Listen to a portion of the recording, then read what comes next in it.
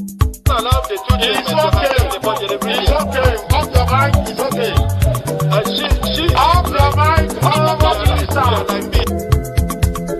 Chai!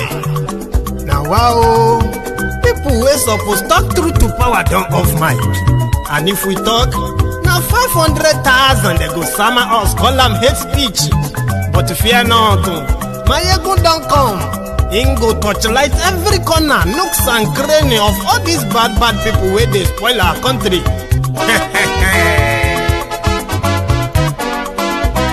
So my people make we loud, oh, yo, yo. My ego don't come, oh, yo, yo. My people make we shout, oh, yo, yo. My ego don't come, oh, yo, yo. My ego don't come, man of the masses, oh, yo, yo. My ego don't come, oh, yo, yo. My ego diary politico, yo, yo. My ego don't come, oh, yo, yo. This one not the off in mind, oh, yo, yo. My ego don't come, oh, yo, yo. And in the touchlight every corner, oh, yo, yo. My ego don't come, oh, yo, yo. Okay, some people be they holla say they want the power. Chai, them be promise us say we go get light and power. Nah. Them hustle sote they can't get the power. But now they know they do anything with the power. Every day, dollar just they get the higher power over naira. Still them talk say make we off mind. But thank God say my ego don't come. So my people make you loud, oh, yo, yo. My ego don't come, oh, yo, yo. My people make we shout, oh, yo, yo. My ego don't come, oh, yo, yo. My ego don't come, man of the masses, oh, yo, yo. My ego don't come, oh, yo, yo. My ego diary politico, oh, yo, yo. My ego don't come, oh, yo, yo. This one not the off in mind, oh, yo, yo. My ego don't come, oh, yo, yo. Person where they do evil, no one make person talk. Them say that my egun, that man too they talk. He too they talk. Say my egun diary, he they hot like pepper. But every day then they take money in bulk. Woman picking, they the street they hawk. Still them talk say make we no talk. But thank God say my egun don't come. So my people make you loud, oh, yo, yo. My egun don't come, oh, yo, yo. My people make you shout, oh, yo, yo. My egun don't come, oh, yo, yo.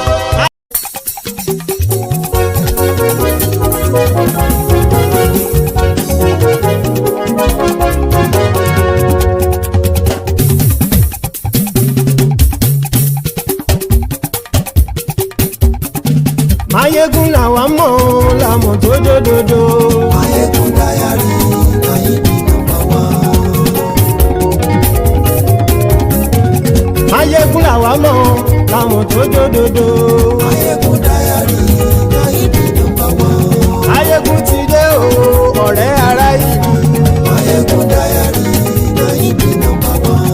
Lórí Facebook lórí YouTube. Mayegun diary na ibi number one.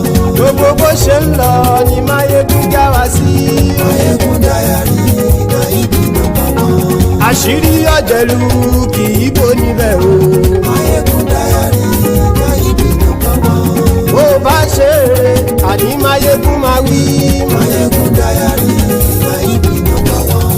Ó sì tún ṣe eré wàá gbọ́ níbẹ̀ o. Mayegun diary na ibi number one. Mayegun diary politico. Mayegun diary na ibi number one. Godfatherism kò sí lọ́rọ̀ Mayegun. Mayegun diary na ibi number one. Ẹ farabalẹ̀ sẹ́ o kẹgọ́rọ̀ lẹ́nu o. Mayegun diary na ibi number one. Àní Mayegun làwa mọ̀ tó dòdòdò. Mayegun diary na ibi number one.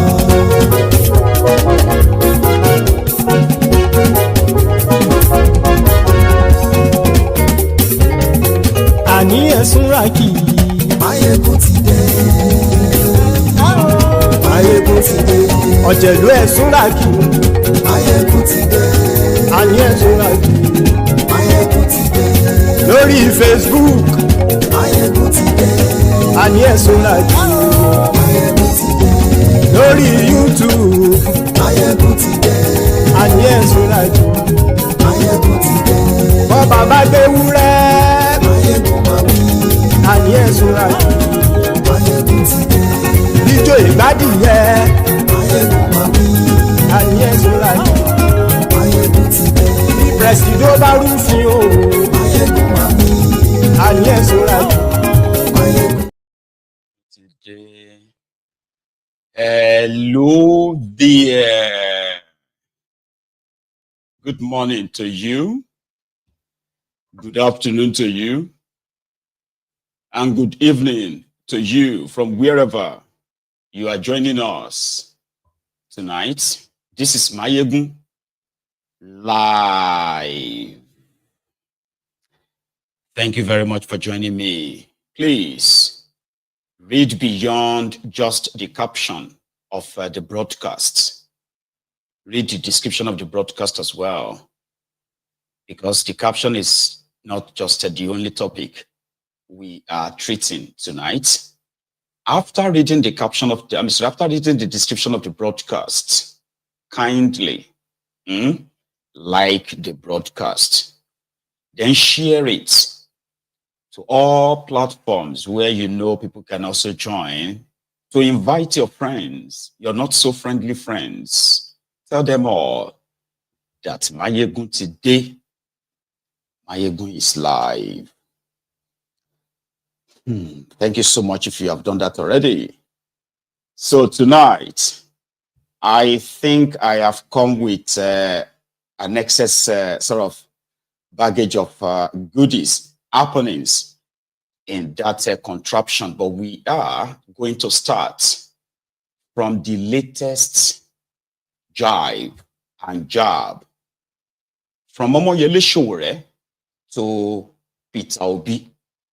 I don't know if some of you have possibly, or let's say if some of you monitored that conversation on Arise with this guy, Laolu Akonde, who happened to be the former media guy to Pastor Ruga, the immediate past vice president of Nigeria, by the way. So in which, among many other issues, sort of like discussed, the one that seems to have sort of gained more traction is what is said about Peter Obi. Now tonight, we are going to have many obedience here. And at the same time, we are going to have many of the Sowore's revolution now, or take it back as here. But laying it sort of like there for everyone to react. As you are reacting, I implore you to please react, moderately. I wish I could control that, but what did Sowore say? He was asked a question about the possibility of the obedient and Peter Obi to upstage the establishment this time around or not. And Sowore, first in his own words, so this is where we are going to kind of like start from tonight. Sowore. The same in 2027. I would like to ask you. You know, I just don't want to be talking about Peter Obi anymore. But I will say it because it's part of the issues that I raised. My position in 2022, 2023 is what is unfolding now. That contrary to the belief or the impression created that Peter Obi was opposed to the system or is capable of opposing the system, that he's incapable of doing it. I also stated in 2022, 2023 that the Labour Party was a short renter, what they call Airbnb in America. You move in, you check out when your time expires. And that when they are done with Peter Obi, they will move the renter to another place. So Peter Obi, maybe rightly or wrongly, or maybe he's doing it for sure, then decided that he doesn't want to move out of the short renter. And now they got locked in practically out. The reason why it probably got more attention was this. There was this whole debate around the Muslim ticket. So the Christians said, okay, you want to Islamize Nigeria. We want to Christianize too. And who was the best person available to them? Peter Obi. That's what happened.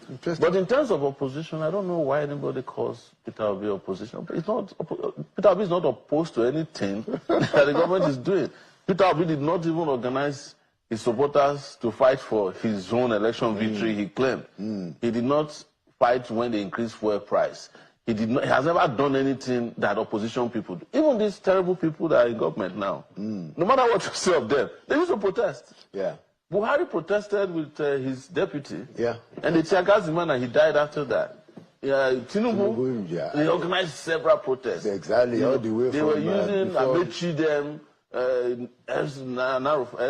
people have forgotten. Nasiru used to go to DSS, they would arrest him, they would release him again, he would talk. So, you say you are opposition. Do what opposition do now, you can't do. And the only thing you can say is that, oh, there was no need for a protest in 2012. Where are the people? Are they dead? If the people in 2012 are dead or have sold out, what happens to you with 6 million voters? Put them on the street. Even if you can't put 6 million people on the street, put 60,000 people on the street in this Abuja and see how the government would take you serious. Interesting. But you are the one, you and your supporters are the ones who are pouring cold water on even any protests. Because you don't want the country to change. You want it to be replaced. You want the Tinubu group to either be replaced by your own group or for Tinubu to assimilate some of, because look at all the Labour Party people in the National Assembly. Yeah. They are not decamping back to where they are coming from. They are decamping to APC. So shameful. And this is the point we're making, that these guys were not real. In 2023, they were not real. In 2027, they're not real. And I'll say one last thing about them. I think the Tinubu regime enjoys their type of opposition.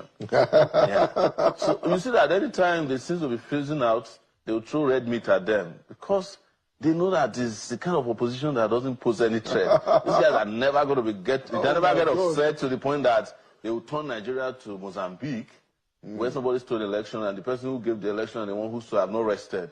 You know, so even countries like Uganda, you know, Bobby Wine now, they are giving hell to the people, the dictators. So you have them here. You say you're opposition leader that is all, you know, attending. Because of our time, you know, one more thing that I want to say. Those were Sowore's words. And now, let us try to separate fact from fiction, emotion from emotional intelligence. Emotional intelligence from just a mere emotion. I try, just to be guided, right? I try to pick few of his points. And I want you to please come with me, because a lot of you right now have already started reacting. Oh, Sowore is this, Sowore is that. Is not completely wrong, and is also not completely right in some of his assertions. So let's pick some of them. For real, I'm going to start from the last one, right? He said, oh, sorry, maybe the second to the last one. He said the obedient who had 6 million votes, they got rigged out, as until tomorrow, the obedient believes that Peter Obi won and it was rigged out, right? So, to Sowore, that is complacency. That is, you know, like, how could you, right, have such kind of like number of, even though if you feel like you have been shortchanged, but 6 million, that's substantial to actually make it uneasy for the establishment the way they had it, like Tinubu had it. Because Obi said nobody should protest. Now, talking about that, Sowore said Obi couldn't mobilize 6 million voters, right? And at the same time, or maybe even 60,000 of them to occupy Abuja and mount pressure enough that at least it could force the hand of the the establishment rather than make them this comfortable. Then he said, the obedient, you obedient, that you are like very good at watering down protests organized by others. Remember from where it started, though, you won't, because some of you feels like Obi shouldn't, right, be kind of like pushed, is that the word, pushed, right, to lead millions of people who rejected this APC, Egbekegbe, to actually stand for them, whatever comes may. Some said, oh, no, he's done his best. Everybody should go and do his own. And you know, you obedient are very, very, very good at that. You won't protest. No, you won't. And at the same time, you are never going to approve of any protest. You won't, or you won't. So he's right in that regard. You may have your reasons, like we all know so many excuses that some of you have given, okay?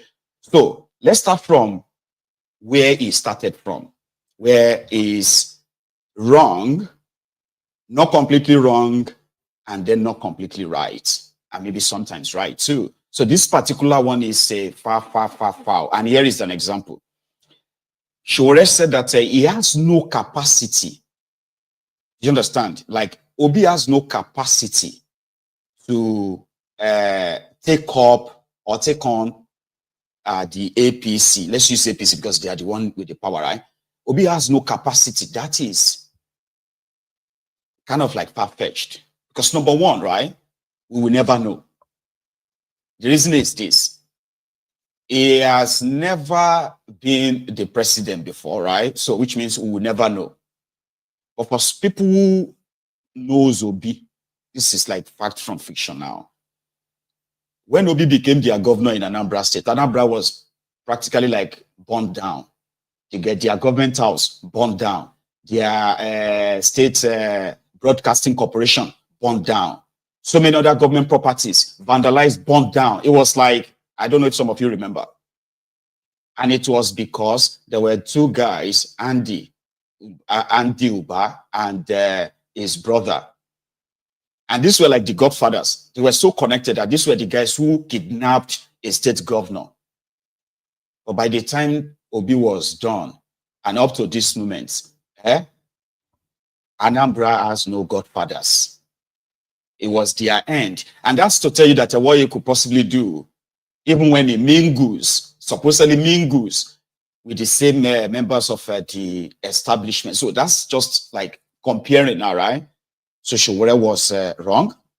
Then he went on. Sowore went on to go and, which is very wrong as well. Sowore went on to say the popularity of Peter Obi, right, is because of the Muslim tickets. Really? Sowore?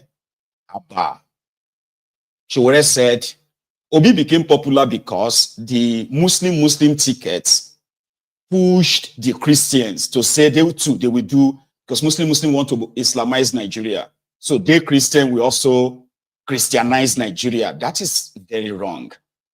There were others who have said, which is relatively true, that the anger of these supposed young Nigerians, right, towards the APC, Egbekegbe, during the NSAS and after the NSAS, the failure of APC, Egbekegbe, ordinarily, right, was like anything but APC. So yeah, you might say Obi's profile, social media, sort of like viral speeches and the rest of that convinced majority of his supporters as well. But do not even try, Sowore, to relate what happened in 2023 to Christian or Muslim. Like that shouldn't, that's like a very low, you know what I mean, of you. The other one, he said, you know, this is about using the numerical strength. When APC, Egbekegbe, when they staged their different protests, sponsored, and the one they actually featured in and the rest of that, right? They hadn't at the time, they have not really tried whatever their number would be, but they still went out there. So I sort of like agree with him on that, because they did everything, right, to make the supposed ruling party of that time realize that if you sneeze, right, we are going to be behind you and like tearing you apart. Like we are always going to be there. If you are sleeping, you're going to see us in our dream. I mean, your dream. To the point where they became more or less like intimidator to the guy in government. So the kind of opposition you have, right, determines the level of impunity that will be tolerated. So on that part, I kind of give that to him, you know, because there's no point in like leading people on to a fight that for any smart person knows that it is not just a single person's, you are not fighting this person, you are actually fighting the conglomerate of the entire establishment, sure, you know. So because of that, right, there's no point in you not expecting the worst, because even your own supporters are going to, or they are being maimed, attacked. So what is there to actually be afraid of being in opposition in that regard, right? So Sowore may be a little bit, right? But when he said he is not an opposition, okay, potential. Now, in all of this right now, right, I think we should see what Sowore's points, rightly, wrongly, right? Like if you kind of like averagely know, right? You will say Sowore is practically questioning the usability of the kind of numerical potential that Obi sort of possess. So to Sowore, what Obi possess, right, is enough to charge the criminals in Nigeria to either sit tight or begins to actually pack up. But Obi won't use it because, according to Sowore, if Obi should say, yeah, let's face them, in the long run, he possibly feels like he's going to be affected. He himself will be affected. And that's why Sowore's kind of logic to some people will kind of make sense, even though it doesn't really per se. Okay, so to Sowore is like, okay, you've got 6 million. What's it going to take you to lead 100,000 of them? Demand for this. Even if you are going to be arrested, let them arrest you, lock you up. You know what I mean? Let them do anything that will actually keep your own people assured that they would have to kill us in this election. Sure, you get like it is now like now or never. And those ones who wants to rig you, they too will be prepared to say So sure you get. But talking about Obi's potential, the half of it, or let me say the tiny bit of it, is the fact that this one is also a fact that didn't come from Sowore and is out there.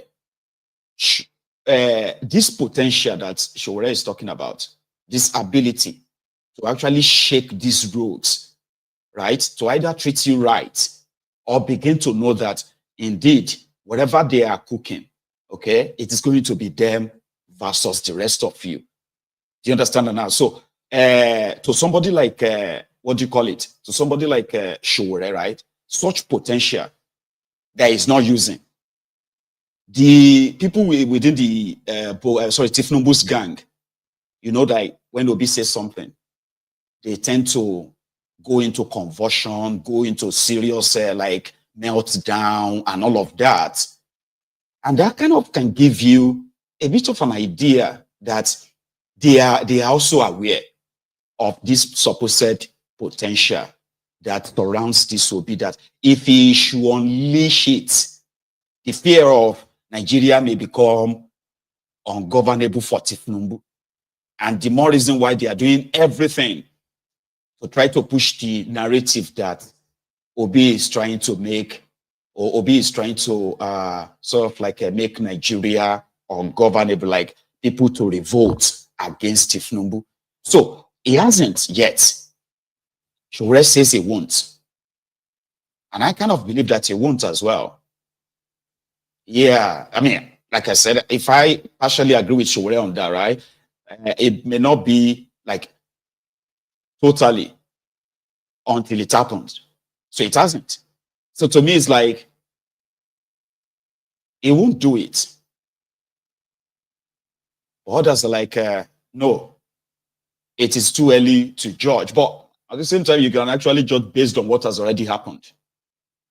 But overall, to Sowore himself,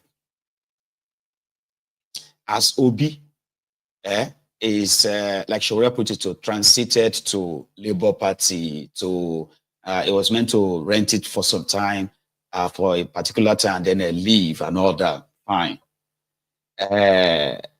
Sowore himself, who has been up and doing, like we have to give him the credit for most of his own advocacies, in which many of those the system has tried to silence, and some of them who have been like locked up. You know, we have seen Sowore stood up for them and even bled for some of them. But what is that missing link that a supposed former student union leader and at the same time a former presidential candidate and today the national chairman of his own political party is unable to actually mobilize at least 10,000 people? Because Sowore is somebody who normally, right, is an activist. You get that now? So it's never really been part of the establishment per se. But he's been all over the place. The first time Sowore ran for the presidency of Nigeria, right, he received, you know, sort of like a massive support, especially from us in the diaspora. So there was a time we were discussing that here, like what then, you know, it was supposed to like build on that. So in 2019, I think he scored 24,000 or so votes overall. In shock, I was like, did they rig him too? Like, like they allocated 24,000 or so to him, right? In 2023, it didn't improve. It actually declined. So when they allocated, I think 14,000 or so to him. So that's part of the rigging, in my own opinion, right? I would expect somebody like himself, okay, to also kind of like be able to pull. Because how could they allocate 14,000 to you in an election, a national election, that is generally believed to have been rigged? Everyone was rigged. So let's assume that Obi is part of the establishment. And whatever Sowore, whatever you missed between 2019 and 2023, whatever that was, that you know, whether the establishment want to continue to ridicule you, make you look so ordinary, inconsequential, because that is what would be my own opinion. So I may not have all the supposed facts, right? But at least an election that was considered as a charm, right? At this point, I would have expected at least all over Nigeria, right, yourself, to be able to pull something that a lot of us would have said, imagine, see somebody would say they allocated 14,000 votes to all over the country. And he said, you know, he said he scored more than this or so votes, which means it was rigged too. So now, look at the number. Have you seen the number in Abuja? Have you seen the crowd in Abuja shutting down Abuja because they rigged Sowore's party too? But it's nothing like that. So the entire establishment is ridiculing everybody. That is where some of their support, especially the obedient, are kind of like angry, right? That it doesn't make any sense. If Sowore is dissipating so much energy in kind of like tearing Obi and his obedient with so much vigor and like, you know, strength. So is he not helping Tinubu to tear down the same opposition that was supposed to actually come together ideologically? Even though Sowore himself swore that he would never have anything to do with the obedient. Unfortunately. Anyway, you see the chairman of, no, the president of NANS, that guy that got kidnapped by Sheyi Tinubu's thugs, who said he was offered 100 million naira by Sheyi Tinubu and the Minister of Youth, Issa Atiku Abubakar, that is his name. The guy that you had you have all these pictures of, bruises and the bulging eye and all of that stuff, right? Then he came back to say, oh, yeah, it was misled, that it was somebody called Ladoja, who is now the NANS president, Sheyi Tinubu's faction, parading himself as the NANS president right now. So that's the guy he named as the person who was there when he was being tortured, right? And they took his pictures, naked pictures, all the bruises and all of that, to share it online, okay? So this guy came back and said, no, it wasn't Sheyi Tinubu, it was what they told him that he repeated. Not that he came out. The last time he came out was when he made that video and that revelation of his abduction. Since then, DSS, they have kidnapped him again. And he has been in their detention now for more than a week.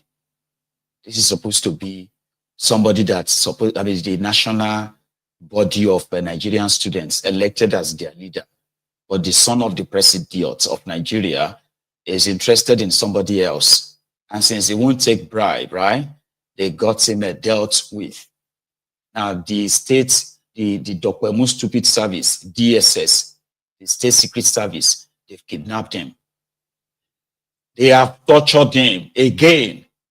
They took over his social media. They posted that apology to Sheyi Tinubu on social media.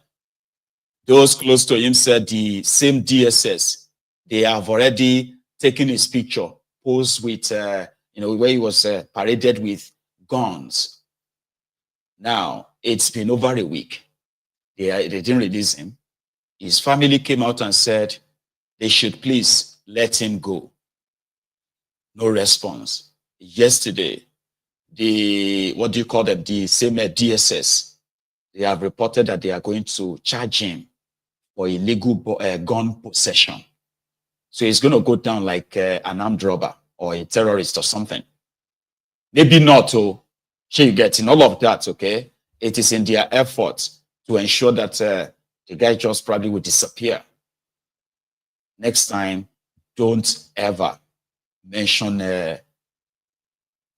Jagabandit's son. Ever. Because Sheyi is seen as like the vice president, unofficial vice president of that contraption. So Sowore continued and he had a say. He has a say on that. What happened? But in terms of opposition, I don't know why anybody calls Peter Obi opposition. Peter Obi is not opposed to anything that the government is doing. Peter Obi did not even organize his supporters to fight for his own election victory, he claimed. He did not fight when they increased fuel price. He has never done anything that opposition people do. Even these terrible people that are in government now, no matter what you say of them, they used to protest. Yeah. Buhari protested with his deputy, yeah, and they chastised the man and he died after that. Tinubu, they organized several protests. Exactly, all the way they were using Amechi them. People have forgotten. Nasiru used to go to DSS, they would arrest him, they would release him again, he would talk. So you say you are opposition. Do what opposition? I was going to say. Do you know that Soludo tried to become a student union leader at Nsukka? He lost. That's so? Yes. Wow, okay. I didn't know that. It took him how many years later to become a governor? Because the students didn't accept anybody who was not radical enough, who was not, well informed, exposed. Soludo go to? Was it? As Nsukka is in the University of Nigeria. So this Soludo solution he was using was his campaign. Is that so? It's in Nsukka in those days. So a number of these guys. Yes, sure. No, it is. They were together with, I think it was Chima Obani that defeated him. Okay. Oh, wow. As the secretary of the student union. So in those days, so many of the guys who are now couldn't win NANS elections or student union elections because the student union elections were very democratic, they were transparent, and it was rigorous. But the question is, so how did NANS got to that state? When did that decline start? No, it was under the military. It was Babangida. Yes, it was under the military. You were the president. Yes, but it was during Abacha that they finally got NANS. And they just had been after all the pressure groups in the country. Right. They had come after the Nigerian Medical Association, the NBA. You know, they disbanded the NLC, and rebranded it. I rebranded it, and they became a transport union instead of workers' union. They gave them buses. So NAS was the last one they couldn't break because we were there. But the moment we were leaving, they introduced courtism to start suppressing genuine student activism on campus. I was attacked by courtists on campus. I remember. A guy in that Ife, Obafemi Awolowo University had the most vibrant student union at that time, but we were competing. I was president of the University of Lagos Student Union when Ebuadeborowa, we call him Big Sam, SAN now, was president at Ife. Yes, and Mikey Guinea was president at Benin. So imagine the quality of students at that time and where we are today. Yeah. You will recognize who we were to have led students. So you cannot be a fool and lead students successfully in our time. Students would impeach. There used to be a student parliament. Of course. Just so that you know, of course. It is the undergraduate student union leaders that are members of the NANS Senate. The NANS Senate is the parliament of NANS. Yeah. So how do you then go to a Senate of NANS made of undergraduate students and you are in front of your grandparents? That was right. I don't think you've shared this story nationally, and since it's very, it's in line with what we're talking about, the descent of NANS. What really happened to you? I know that you came to the US and you got some treatment. Can you tell us the story of what happened to you in that repression of Abacha, which is where you said the turning point for NANS descent? Yes. So what happened was that after June 12th election was annulled, the central opposition in the country was initially made up of politicians. But it is characteristic of them, they all sold out, or mostly. The ones that didn't That was before the formation of NADECO. Yes, it was also about the time NADECO was formed. NADECO was formed, I think, around 1994. Yeah. But we started the opposition against military rule, against Right military. after the annulment. Before the annulment. We did Babangida must go in 1992. Well, that's true. Yes. Even 89, when I was still in school, we did. Exactly. 89, there was anti-surprise. So imagine those struggles. You can even go back to as far back as Ali must go. You know, Shegun Okeowo led this. These are genuine students and genuine struggles. In fact, it is part of Nigeria's history that the first set of people who started agitating against colonial were students, the National Youth Movement. Yeah. So all this about Macaulay that you are hearing about, Obafemi Awolowo, Azikiwe, they were students abroad who came back. Yeah. Even in larger African anti-colonial movement, people like Nkrumah, they all came from as student movements. Yeah. And then they came to Nigeria, and then we got independence. And the student tradition of opposing oppression and fighting using socialism continued. Yeah. Yes, because most of the student leaders were Marxist socialist movement. So, and that was the basic ideology that was guiding the student movement. So, but during our own time, to go back to the 1993s or early 90s, when NADECO was formed, NADECO left. So we're the ones left on ground fighting the struggle. And they decided first to start distracting us with cultism. Because they would arrest us and students would fight back. And they were just so they introduced what was then known as informal repression. The military, knowing that they could be held accountable for directly killing people, started using the courts in the university to distract. The courts? Yes, that is the court gangs. Group, yes. So on our campus, it just flooded our campus one time. And we said, no, this is not going to happen. And we did our research and discovered that a lot of them are children of the rich and military guys outside. They were in the they were on campus funding the gangs. And so we confronted them. So I was attacked by the gangs. But before I was attacked by the gangs, I had also been arrested severally. I'd had several queries, suspended. No.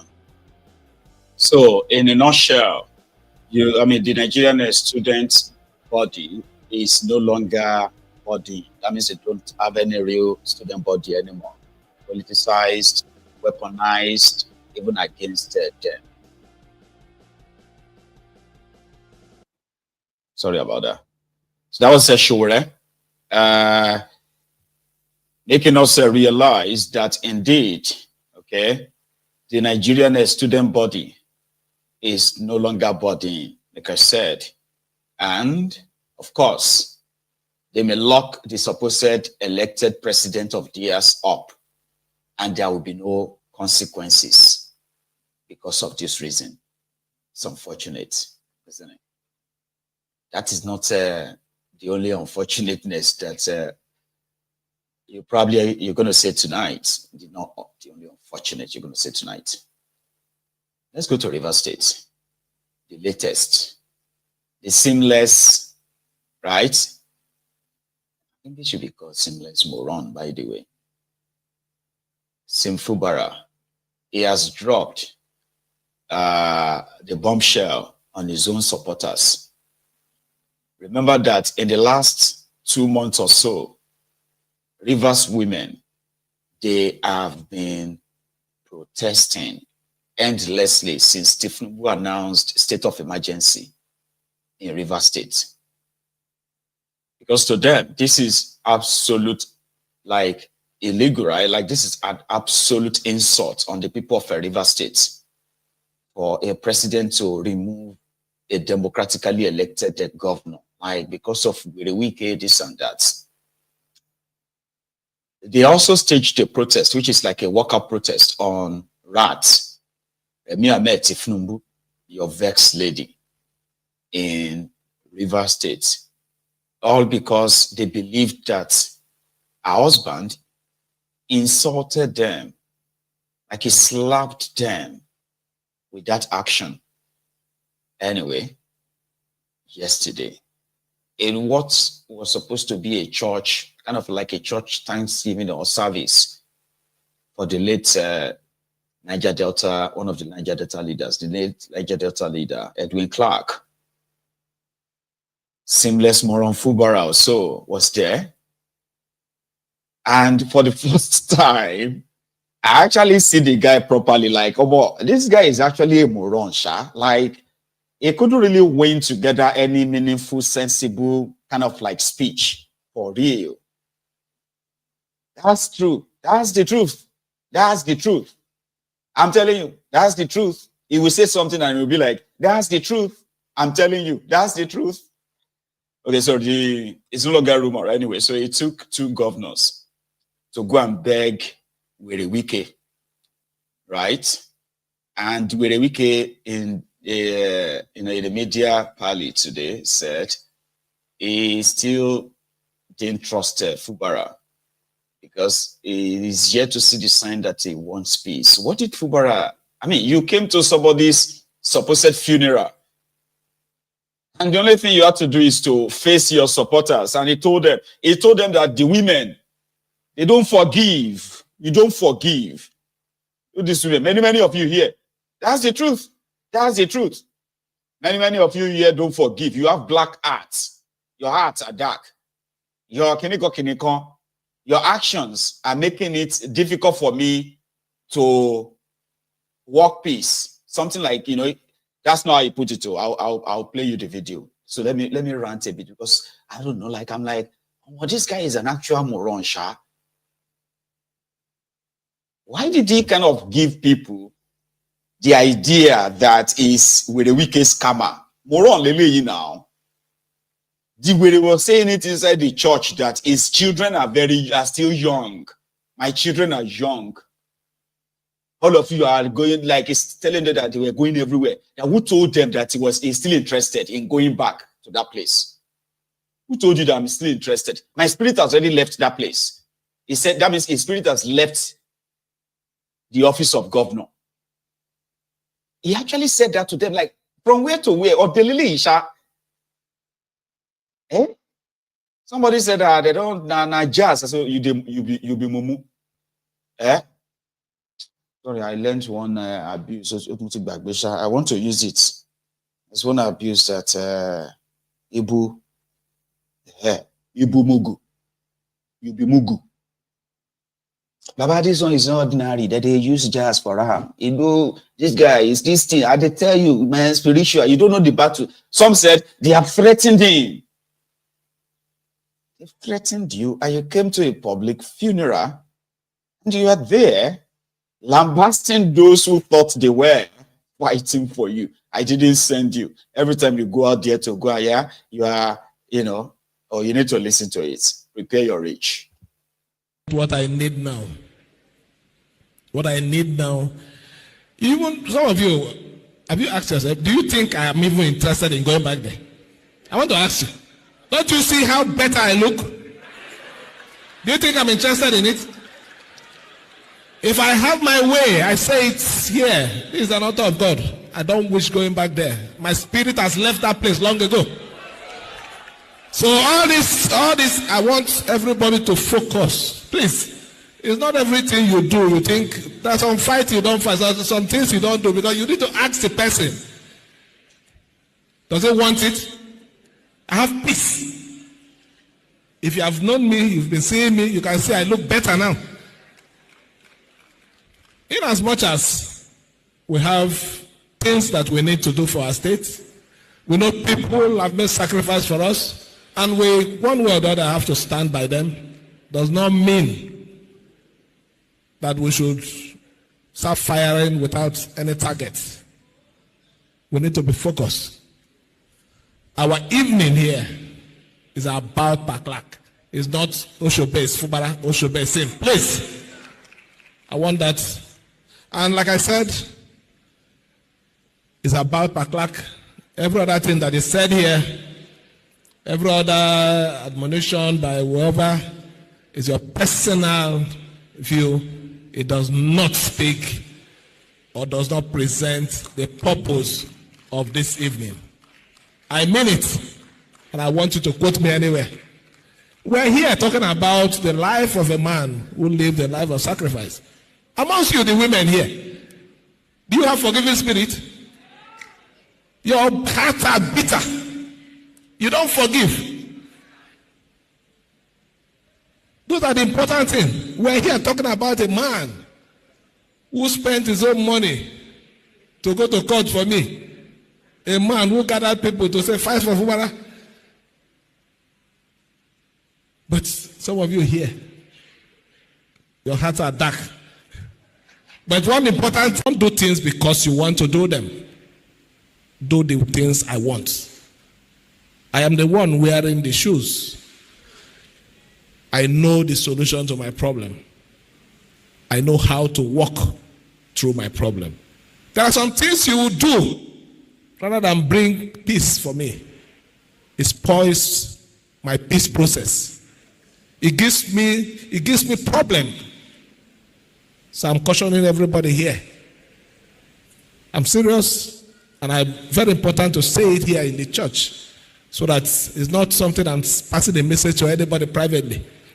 Before you do anything that you claim you're doing for me, seek my consent.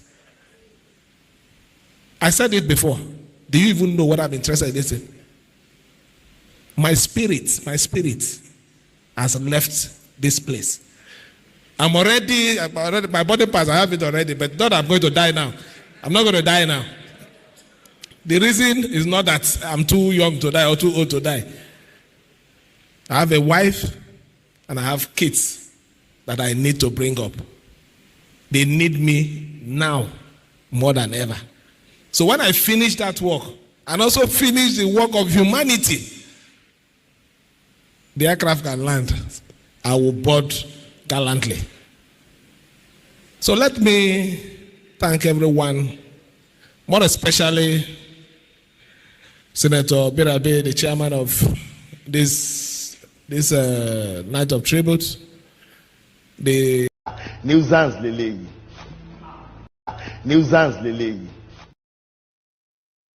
You see, number one thing I'm going to say first is that you, yes, you, don't turn your head, you, that usually goes into a feast or masturbating in public, because of politicians. If you are looking for the moment of truth to remind you that you are just a fool, there is no better time than now. This is the time for you to realize that if you are a grown-up man or woman that spends his or her energy on social media, fighting yourselves, I am on the side of Fubara, I am on the side of Werey Wike, I am on the side of this or that. If you are looking for that moment of truth to show you that you be mumu, this time, the first time you should have known that you be mumu was yesterday. Another best time is now. What can you make of what that guy just said right now? For those of you who need to understand, because of this guy, his own guys, they bombed the State House of Assembly. They threw in IED. They detonated IED bomb inside the State Assembly when he heard that he wanted to be removed. In that same River State, since they started this madness, at least more than 2-3 people have been killed on both sides, because of these guys. Now, in fairness, I do not have access to the full video.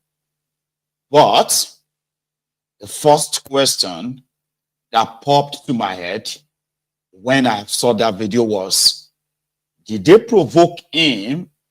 Were people becoming unruly?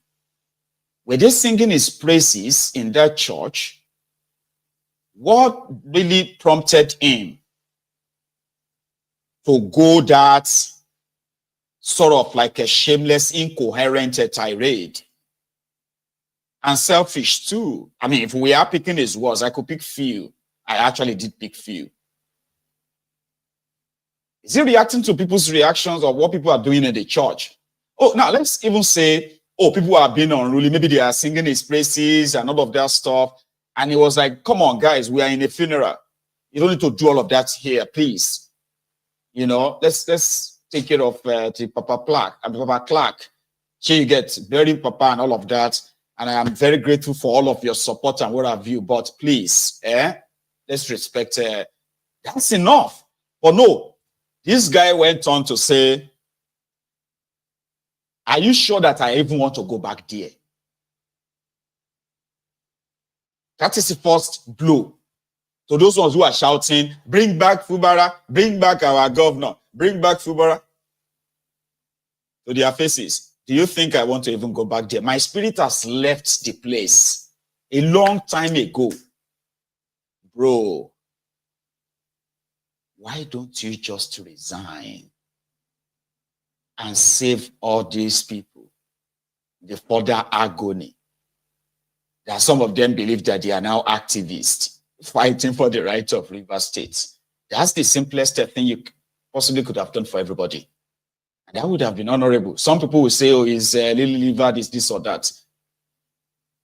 Well, you have actually led them on that they believe that they are fighting godfatherism, the entrenchment of godfatherism, where the wicked will never be. Then you came to tell them that I don't wish to go back. There are some fights you don't fight. Did you ask me before you went to do all this stuff you are doing? He said, do the thing I want, and I am the one wearing the shoes. I know the solution to my problems. But many things you are doing are making my efforts. Here you get. He said, there are things you do that didn't bring me peace. Your protest didn't bring me peace. All of you are just making it harder for me. I said it before. Do you think I want to go back? I have a wife. I have my children. They are still young. They need me right now.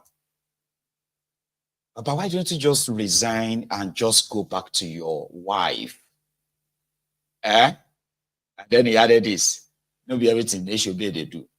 Situation is, it's not about Oshobe. It gets to a situation where Oshobe don't solve problem. That is the truth. So, you know, indirectly also referring to those who believes that they were ready to defeat Fubara. Not be everything they should be they do. Like, how can you look at that guy and still, possibly, to those of you clowns on social media, especially those of you from River States, because I actually see some of you. There's one of them called Chris or something. It was with Werey Wike, when Werey Wike was fighting at Tifku. Then somehow he ended up on the side of Fubara because they want to fight Werey Wike. So right now, there are many like that. Like you're going to call that thing your leader. No wonder Werey Wike today he called a media parley where he lambasted PDP. That's for sure. Then he told everyone, he told us that where this SIMless, spineless, Moron Fubara, read this one, he came to his house, he brought two APC governors to come and beg him. But he told him that you are begging me, but your people are still protesting. So that then sort of makes sense. The reason why Fubara was like, but somehow there are people who are saying, he's being smart in it. He's all these people that are praising him online, are they going to be there to take care of his family? Are they the ones that are going to help him, this and that? Sure, you get the typical slave mentality, you know? So they believe that Fubara is being smart. That's not being smart. That is actually like, yeah. I'm coming back to what Werey Wike said about him, right? So last night, the PDP, they called a meeting, and it was the PDP governors, they called a meeting. They wanted to discuss about their family problems. Here you get. And it was the PDP governors and former governors, supposedly their neck, right? Then Werey Wike stormed the venue. He's meant to be there. It's happening in Abuja. He's a former governor of PDP. And according to him, right, he is still PDP. So briefly, when they all gathered last night, and what happened?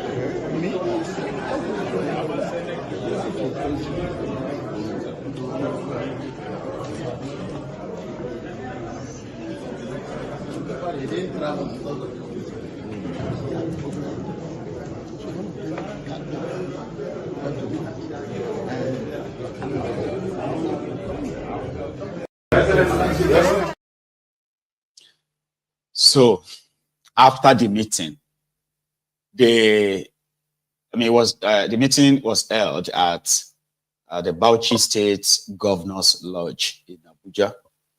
So after the meeting, they concluded that it's APC that is behind the crisis in PDP. And in order to resolve their problems, they set up a reconciliatory committee headed by Saraki, and it would then go around to reconcile all the warring factions and bring them together in PDP. in their communique, which was sort of like read by Bala Mohammed, who also wants to be president in 2027. Another story, right? Here, their supposed press release. We discussed some of the issues relating to our party, some existential issues, of course, that have been around in the media, within us, so that we'll be able to navigate smoothly the next that is scheduled to take place on the 27th of this month, and by August we will have an early convention. So many issues and frankos have been made, and it is an opportunity to close hand and to make sure that at least there is no incidents, there are no plans, there are no misgivings between the leaders of the party. Governors of the party have reached out to our colleagues who have been there before, who have more experience, and who know so much in a way and manner that whatever suggestions or opinions they may have will go a long way in giving an added impetus to the actualization of our NEC and our convention that is scheduled to take on specific days. And of course, to reassure our teaming supporters that the PDP is working, the PDP is united, and in doing so, there are some missing gaps here and there. We set up a committee of 7 headed by His Excellency, the former Senate President, and of course, former Governor of Kwara State, to meet so that at least quick reconciliation and reach out will be made in such a manner that we will have a very round for free and harmonious NEC and convention. Thank you very much. Excellency, question, please. Well done. Yes, we have seen members of your party dumping the umbrella for the ruling All Progressive Congress. What do you think of this statement? Well, this is some of the manifestations in a democratic setup like this that we have, and this is what is forcing us to come together rather than diminishing us and weakening us, is making us stronger. We will make sure at least those chapters where we have history, where we have structure, are not left alone. They will be able to produce next governors of the PDP by the grace of God, because we will be providing the level playing field in the next convention that is coming up. We understand that there are quite a lot of issues that are affecting the PDP, causing crisis within the party. In specific terms, what are the issues discussed in this meeting? I cannot tell you some of the issues that we discussed. We discussed unity. Definitely there are some ill feelings, and we are not those that hide things under the carpet. You know some of them. Some of the litigations in court, some of the misgivings between party members, and of course, we wouldn't want to blame the APC for causing crisis, but they are likely to be the one. We are not saying they are the ones.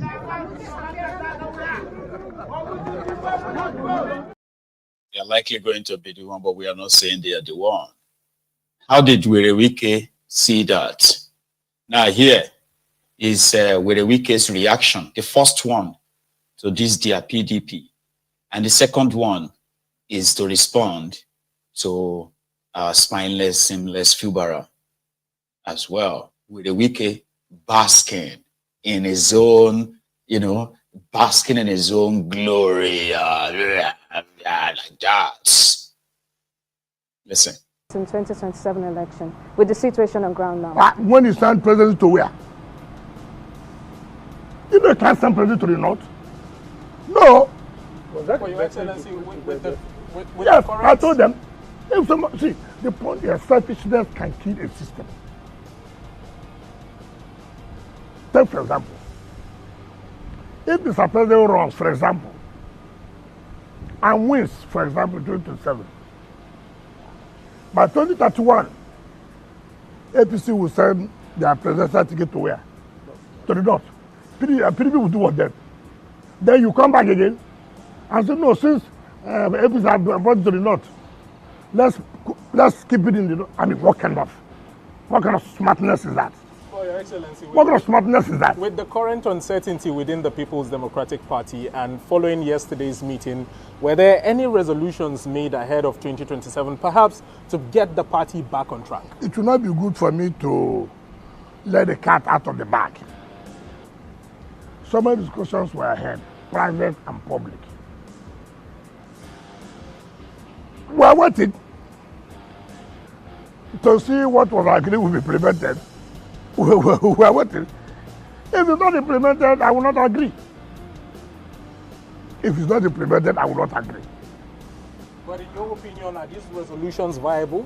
Even though you are it's not your don't want to let it out of the you are not a member of our party. Well, you won't tell us what is viable or what is not. Are you actually still in the PDP? Because let me just give this analogy. Yes. Your case is like like a driver who is calling passengers into his bus for a particular direction, and then people enter the bus, hoping that he's taking them to that direction. And after they had entered that bus, he came down and faced the other direction on his own. After he had called Mobilise passengers for a particular route. That is not the same scenario. Let me tell you. Because no, let me tell by you. your message, you are luring people away from the PDP into the APC. No, let me tell you. Justice must be done. It was injustice. I never left the party, but I came out to say, this injustice will not stand. I will not support this. Is that why you are tearing the PDP apart? No, I'm building it. If you obey, because if you obey, no. If you obey the constitution of the party, okay, take for example. When the governor of Rivers State came to your house, can you give us an insight? And yesterday we saw a very sober governor, and from the readings, from the body language, you will know that this man is calling for peace. So, first of all, can you confirm maybe former governor SIMless Fubara visited you privately? The president had called for peace severally. Not peace. I'm calling. I said the president had called for peace severally. And I cannot sit down and one president had called for peace. He said don't want peace. Yes, he came. He came with two governors and one other person. Unfortunately, the two governors are APC governors, unfortunately. So I will not pursue him. And he said, he wants peace. Fine. I want peace. Right? Have you forgiven him? You see, that's the problem you people have. A man came. There are steps. You see, I don't understand how a man came. You know, you people think that this thing is just, just came to have, I want peace. Then you go, and peace has come. What that means that there's an open door, there's an open window for you. Take the necessary steps to show really you want peace. Indeed, this is a self-inflicted injury. Doesn't need it. When this thing started, I called him. Sheyi Makinde was there. Oton was there. Ibasu was there. Ubayi was there. And we were scouting. We started that look. This thing is not good for you. God has given you this thing. Why not humbly and don't allow people to push you? They are telling you to act, you're a governor. We know. Nobody is taking it away. You're a governor. But also mind you that people labored day and night. And all I have said, don't abandon people who have labored, who have toiled day and night. They say, oh, Wike is trying to control, demand money, this and that. I'm sure all of you were of that opinion. There's nothing, they have a television called Arise, who just, without even facts, they adopted for it. They push him and push him. Governors came pushing. And where are they now? I think those governors are enjoying their own. You see that? You don't need to have been to that kind of problem. This was a young man. I said, look, go this way, you will not have problem. People came, don't marry him, don't marry him. Assert yourself as governor. You've asserted now. Trouble has come. Trouble has come. People push you. Look, they declare state of emergency. Who wears the shoe knows where it pitches him. Who will suffer? Okay, assuming now you don't settle this problem and the state of emergency is called off, has the problem ended? Has it ended? No. One, assembly will still be fed as they have been. So the council will still be there. They will not pass their budget. You won't get money for the federal allocation. So when he came for the meeting, did you give him a time for peace? I cannot. You came with people for the first time. Yeah, did you agree on follow-up? I will not say follow-up now. Why do you talk like that? You came and say it's good. Now, what does it mean? Having done that, you take the necessary steps. That's what Let's talk about... And that's what you need to know about a messed up system that you have in that contraption. Werey Wike is telling media, everybody will sit there, all of those guys, they understood what Werey Wike was saying. Don't abandon the people that labored for you. What does that mean? When over 70 to 80% of all the political appointees of a Fubara, they were appointed by Werey Wike. 99% of all the elective positions, all the elective positions in River State were filled by those Werey Wike appointed. 100%, because even Fubara himself is a nomination of Werey Wike. So, what was that? Out of all the personal, the commissioners, the SAPs, this and that appointed by Fubara, 90% of them were appointed by Werey Wike before they resign. You remember? So what do you mean those who labored for you should know? Until their wahala started, all the local government areas in River State, they were filled with Werey Wike's men. He was practically spending his third term. The only problem was that the River State money, in which Werey Wike demanded that 30% of River State money must be contributed into a designated account because it will be used to continually oil the political machinery of Werey Wike in River State, because that's the machinery that brought you, spineless Fubara, to power.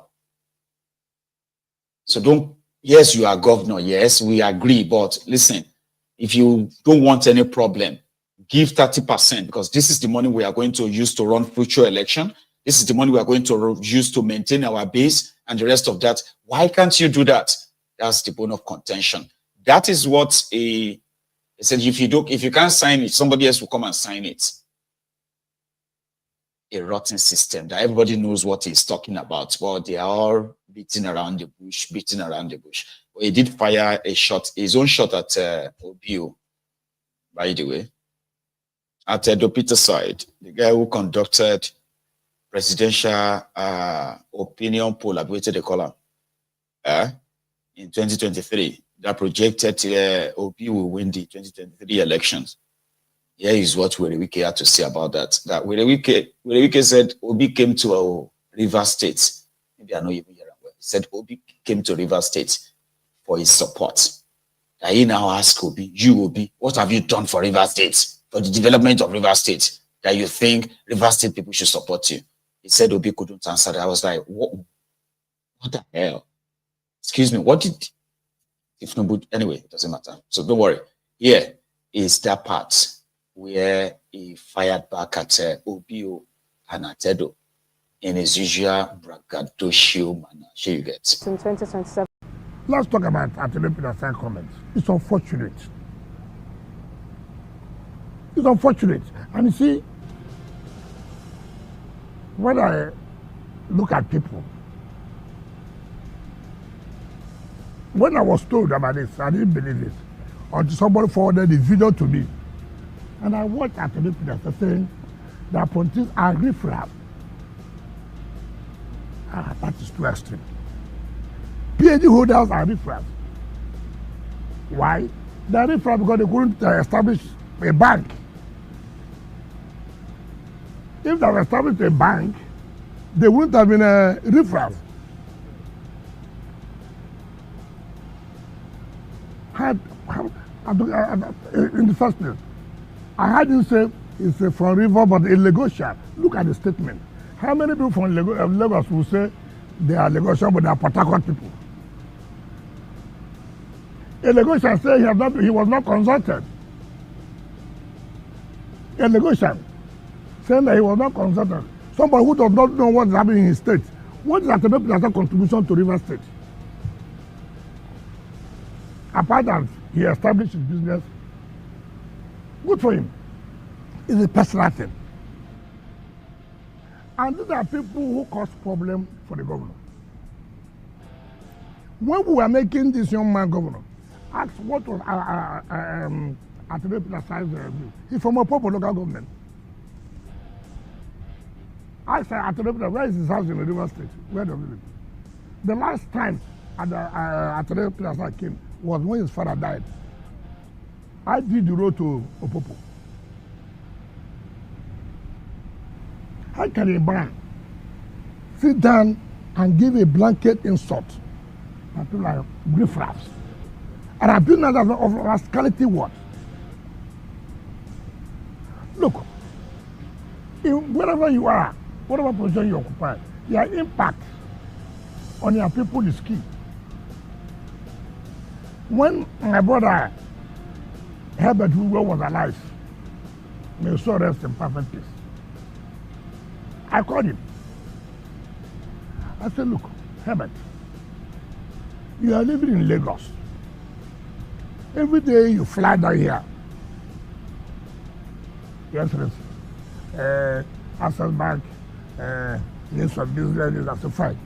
You, what have you done for River State? At your level, at the level where you are, what can you say today you've contributed for development of the state? He looked at me. I said, yes, tell me. He said he will come back in 2 weeks' time. He came back. He said, look, that he has thought what I asked. And it dawned on him truly. What have they contributed for his state? Establishing of branches is their business. They are making profit. It's not the state. He told me he was going to set up a world-class university. I said, fine. Where? He said, look, the problem he has, he wanted to put it in his community, but there are no roads. I said, no. I will do all the roads. You must put that university. I did all the roads in Isopo, the Tara road, everywhere. And I was happy. He brought that university. It's unfortunate that he's late. I don't know whether the university will still be there or not. I laid the foundation. So it pending when he made that. Now, he had made a contribution to the growth of the state. At the other side of all the water, what is his contribution? Okay, let's go to Opopo, where he comes from. What has he done? That he will come, national television, and say people are riffraffs. Who does that? Who does that? That they did not consult you, a Lagosian, according to you. A Lagosian. And when people believe that they are the only ones who have solutions to problems. No other person has any solution to problems other than them. Now let me tell you, during 2023 presidential election, Atebepila came to my house, not government house, my house, to see me. I know what's the problem. He said, he told Peter Obi, if we can win the primary, look, it will be hard to support you. We'll support the wicked. That's what he said. I wasn't there when he said it. So I said, what do you want me to do now? That we should support Peter Obi. I said, so how will he win the election? Yeah, and another difference. I have no point about that.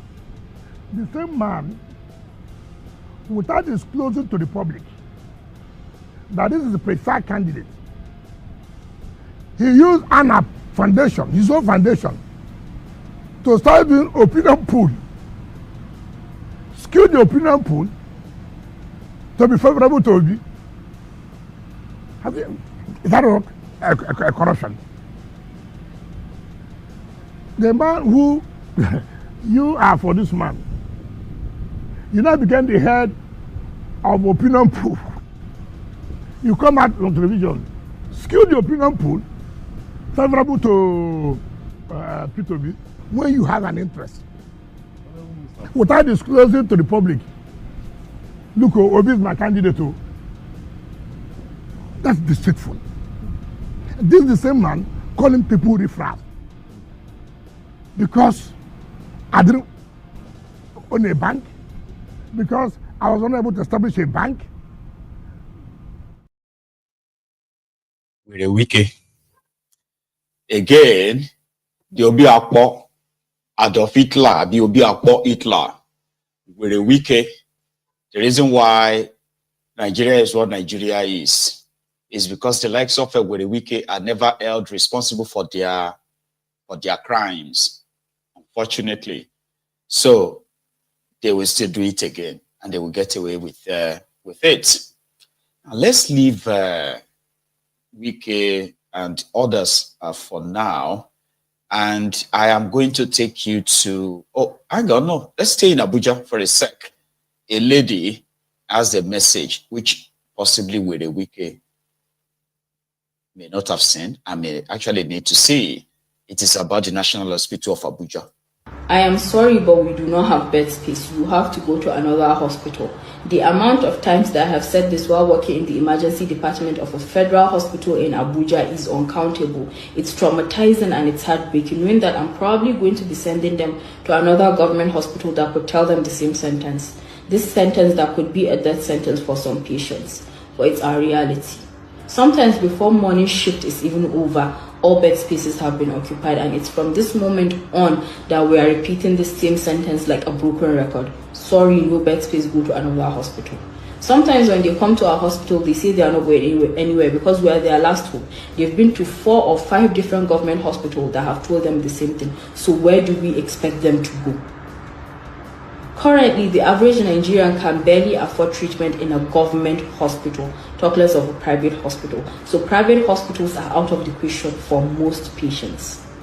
So apparently, our reality is the bunch of government hospitals in Abuja cannot accommodate the number of patients that we have. And us in the front lines are put in a position to open our mouths and tell our patients that we cannot take them because we do not have bed space, and that is a fact. Some patients literally beg to be admitted on the floor, and we cannot do that. The best that some of us try to do is we try to resuscitate patients while they are in their cars before we send them somewhere. At least let's make sure this person is still alive, they are still breathing before they leave to go to another hospital. That is the best we can. And in this situation, our best is not enough.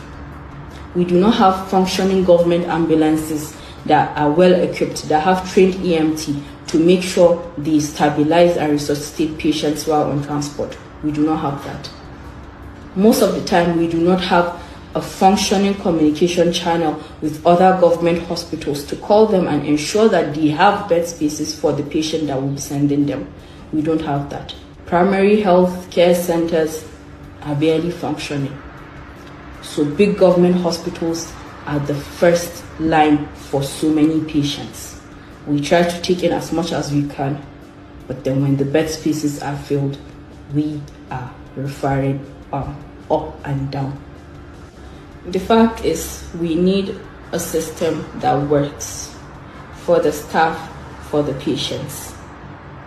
Because this is life and death, and this, we do not have bed space, go to another hospital, cannot be the last resort. It cannot be the only hope. And unfortunately, it is the reality of so many patients in Nigeria, so many doctors and nurses having been put in this situation to say this to the patients that we're supposed to help. I am sorry, but we do not have bed space. Very sorry, lady. That's health worker for one of the government hospitals. Sorry about that. So that's one health worker from a government hospital in Abuja raising an alarm. So it's raising an alarm on the shortage of beds in the emergency units of the government hospital in Abuja. Right. So talking about Abuja,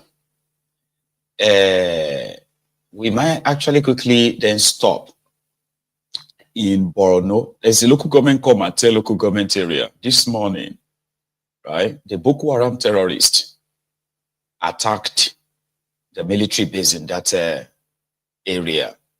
The number of soldiers killed is currently being put at 7. Others said the number is more than that.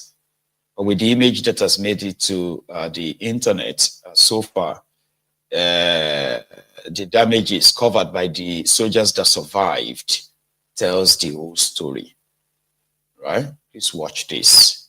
And viewer discretion is greatly, highly advised. See what the Boko Haram did in Mate, local government area of Borno State this morning. Only actually.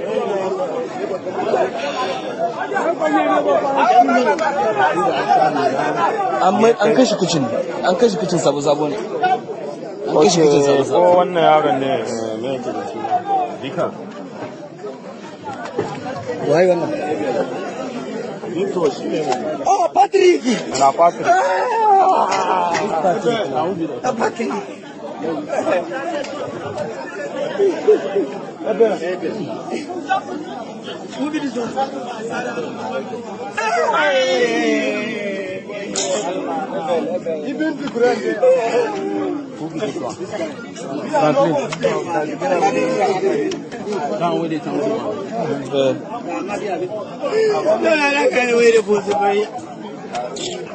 Where this part? I'm going to finish for put them.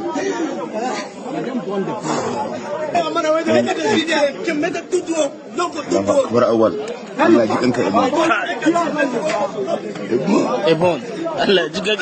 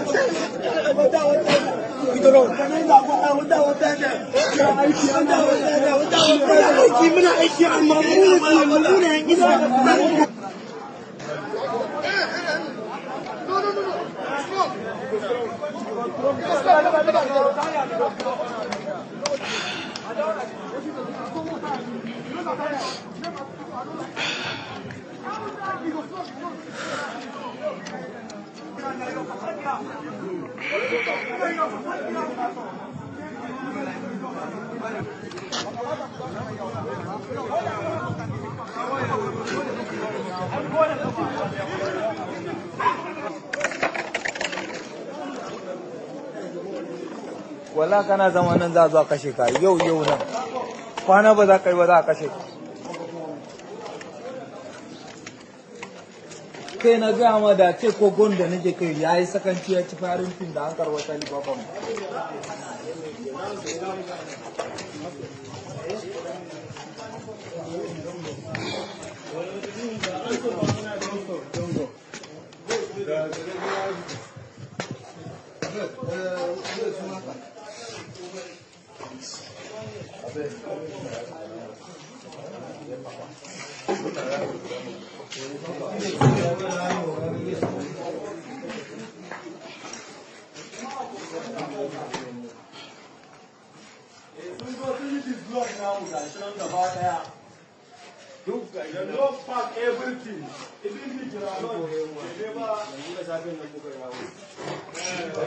Za su kaga ɗakin ka ba.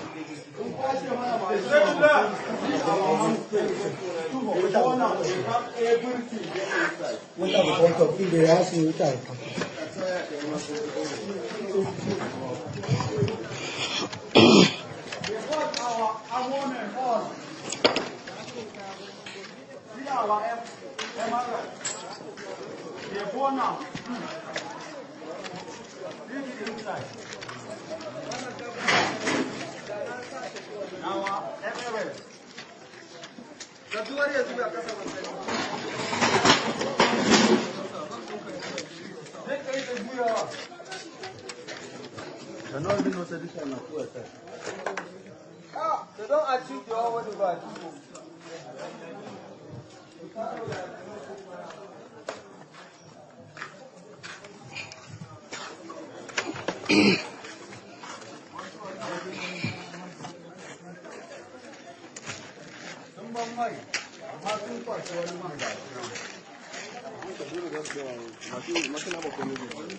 Sinama, ya yake?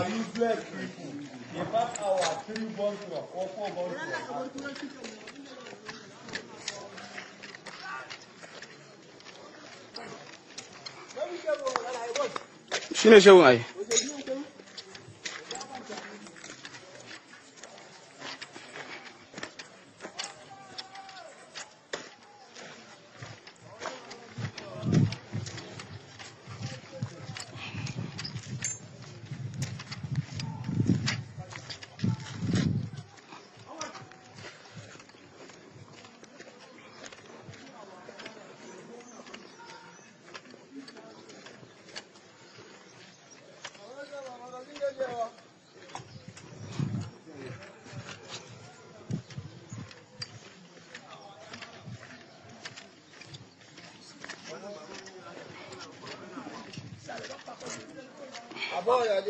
The whole machine they back on. Oh, 50 bike. Now only 2 now they no carry, abi 3. Oh, they carry on.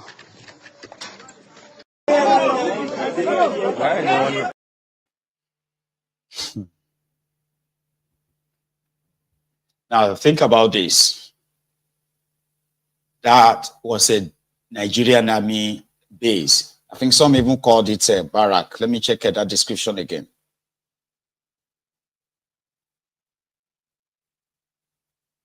Right. It was supposed to be a military base in Mate, local government area of Borno State. They had all the vehicles, operational vehicles. They had all their weapons, possibly armory too.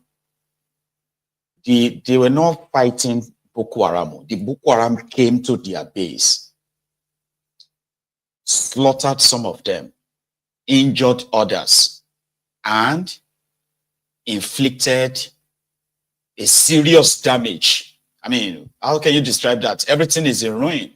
Everything. They are supposedly be their room, have been at their dorms, all right? There are other camps with, I mean, buildings in the old compound, everything blown up, burned down. Then they took weapons, bags of ammunition. Yes, weapons, ammunition, bullets, everything, they took them away.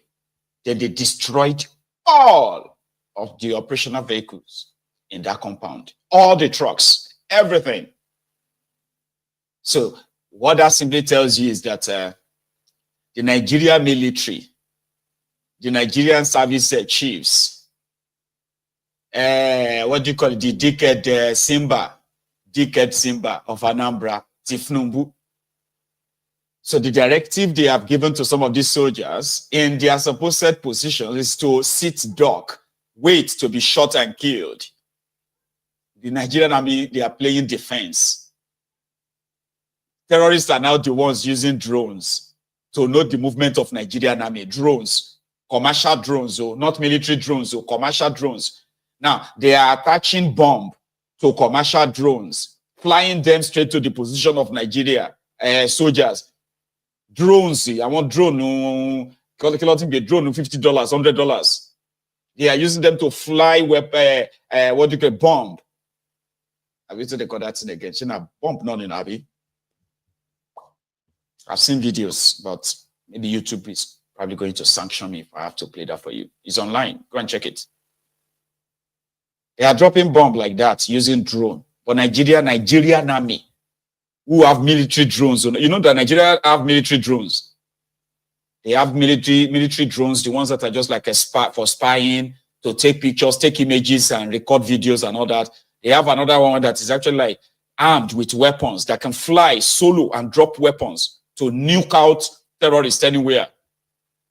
But they have told them to sit duck. They are sitting duck. So it's like you're just hey, they don't come.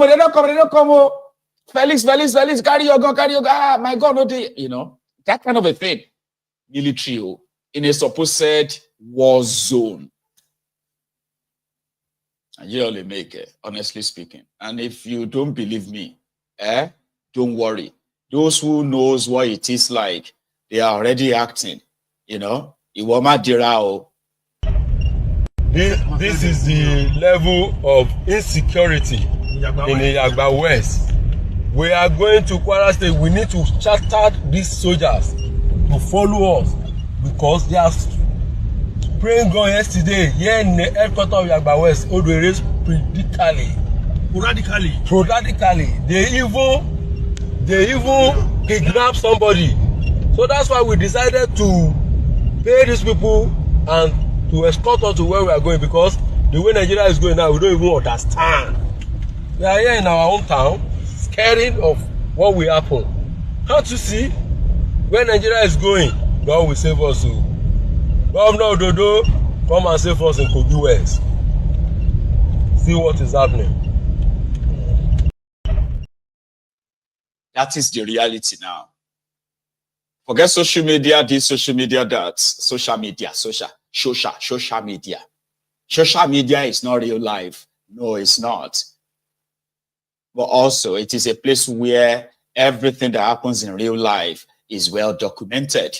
Because in everything we report from that contraption, there are real victims, real life victims, every day. It never just, it's just like it's never taught, it never taught you yet.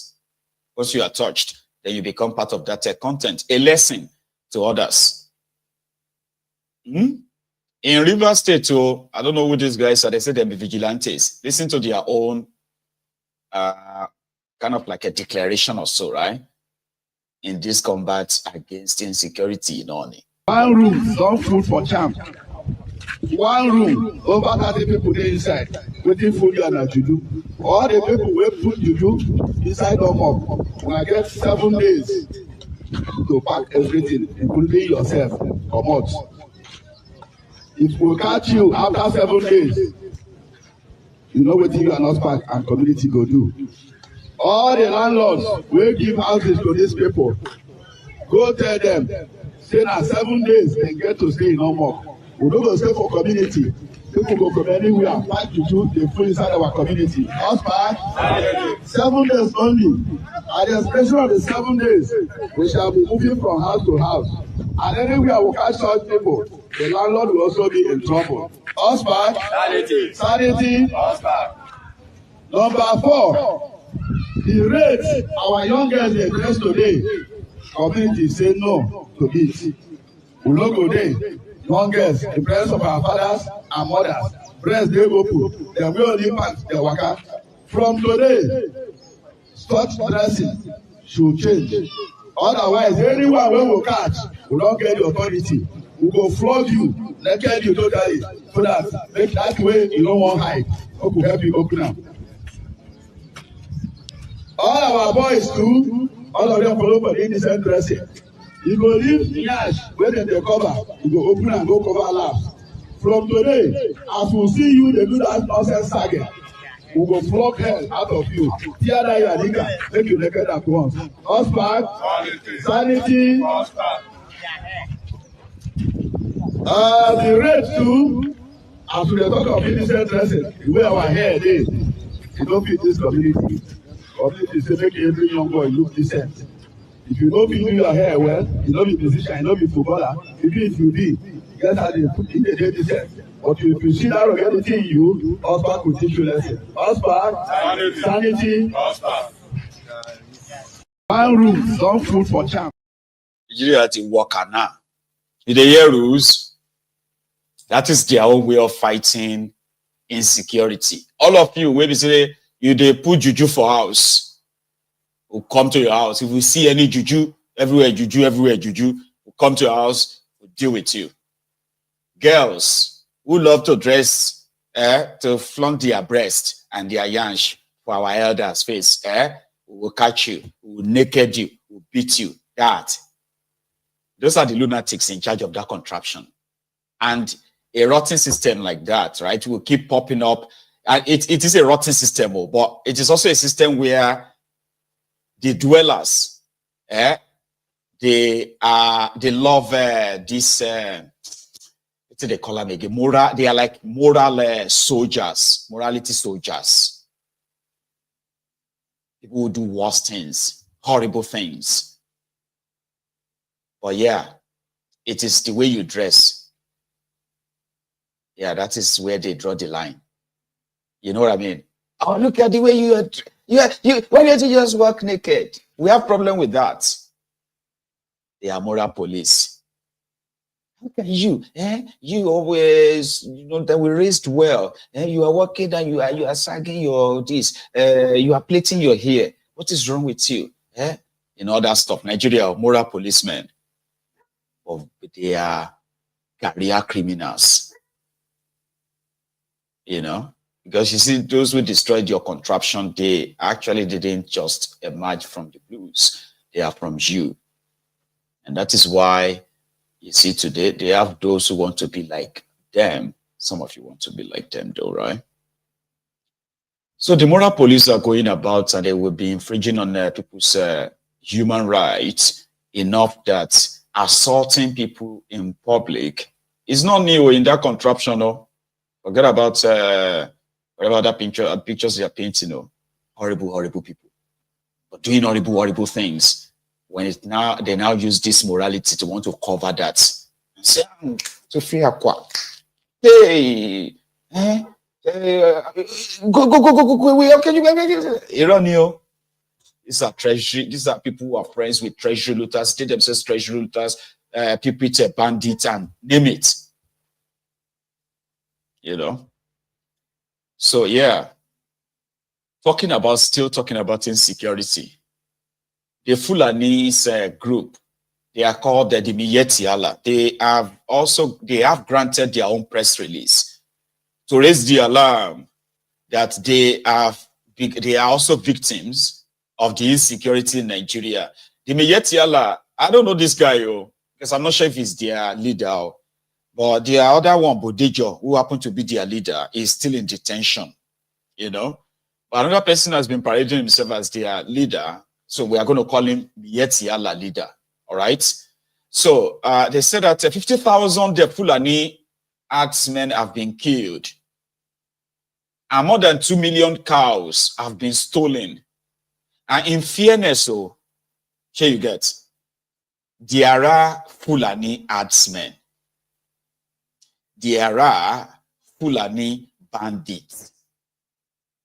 There are, sometimes you will see the Fulani bandits with their AK-47 as well as their cousins, cows, that they will deliberately, lead to people's farms and then graze on their farms. If the people complain, then they turn their guns on them, shoot and kill them. But most of the time, the Fulani bandits, the Fulani terrorists, they don't use cows, Okada, and AK-47, and maybe dagger and cutlass as spear. Here you get now. So this Miyetiala, and also, right, verified info as well. There are those who actually go after Fulanis and their cattle too. They call them cattle rustlers. They will kill the Fulani man, take all his cows. Now 10 or 20, they will take everything, kill him. All of these atrocities are mostly rampant, right, in northern Nigeria and part of the middle belt part of Nigeria. Real cow criminals, as we are all talking about the Fulani terrorists, Fulani bandit, this and that, as we know all those, there are also those who are cattle rustlers who kill the man, steal his cow, go and sell all the cows. They track Fulani, and they are not fighting. They are not like, no, they are not human rights fighters. So they are not fighting for you in case if tomorrow you say, yes, I like them. They are fighting back for us. They are not. These are criminals who actually target them, rob them, and kill them. 50,000, Abba. I mean, I wouldn't mind. They should give us where and where this happened. But of course, it's practically like putting themselves in the news too. But listen to this. So, Nafulani Miyeti Alabidi. So, the resurgence of insurgency activities in Borno and some other states all put at risk the traditional pastoralists because these terrorists feed on and depend on the pastoralist animals. Our desire for new approach to solving the insecurity crisis is born out of the need for the North to take its destiny in its own hand, create enabling environment for investment to grow the North economy and reduce the unacceptable level of poverty and unemployment. He also raised concern over ethnic profiling, warning that continued stigmatization of Fulani elders could trigger large-scale violence if not urgently addressed. Dialogue to isolate the minority criminals from the majority peace lobbying must be prioritized. Unless we urgently address the pervasive insecurity in our rural areas, this insecurity is forcing millions of our people to abandon their ancestral land and seek refuge in other areas where they often face stigmatization and are perceived as unwanted. The resurgence of... You get? So they are practically saying that, you know, they and their members are also victims of insecurity in Nigeria, that the terrorists, Boko Haram and others, also target them. I know how you're going to probably feel about that, but, well, it is Nigeria, right? So everybody is a victim, one way or the other. And that's why we are asking that, why don't you just all come together and agree and just, you know, even if we still want to be together, right? We can agree, you know, like an ideal, sort of like a partnership deal, right? So that everybody can do their day in a way that once a group or a set of people begin to transgress, they begin to like a trespass, like break this sort of like a deal, then it will be a sign for everybody to start getting ready. And they go their separate ways, in my own opinion. Everybody is a victim inside that contraption. It's just that there are those who having the upper hand in their ongoing ethnic cleansing, the violence against the indigenous people in Nigeria. That's a fact. Now, if we leave that, we can possibly stop by at their airports, okay? So these two videos, they are of the recent drug bust by the Nigerian DLA. A woman said to be going to Iran, right? And another one was coming back from, this one is like a British, coming back from Malaysia. Strange, yeah? And then another one is when they discovered another stash of drugs, right? In a truck, except somebody kind of like, you know, told them. But let's take a look at this. Drug bust at their airport in Nigeria. So you wanted, you don't do your miracle for us.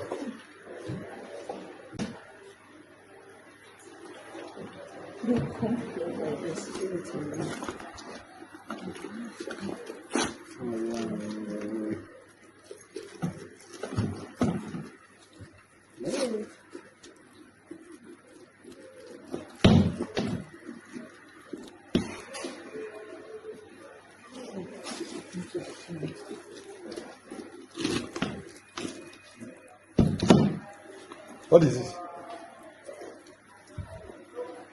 Eh? No, what is this? Is it part of your bag? Eh? Ah.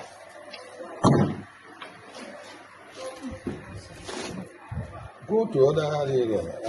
The areas are finished. Continue to. Where is the conference office? 1, 2, 3, 4, 5, 6, 7, 8, 9, 10, 11, 12, 13, 14, 15, 16, 17, 18, 19, 20, 21, 22. So station move that thing. Yes. This is the one that came across. Congratulations. Just say the number before the point. No, before the point. 3, 4, 5. It's 345 grams.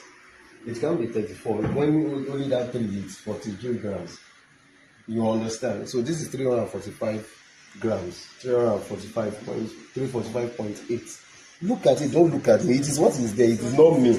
I'm not saying it from my mouth, I'm saying it from what is showing. What is the value of the scale? Yes. The 500 grams, that's the capacity. So how much is it? This is 345 grams. And you record that, man? Yes, that's what I'm letting No, what I'm saying is that. And the second one, another drug starch in under a truck.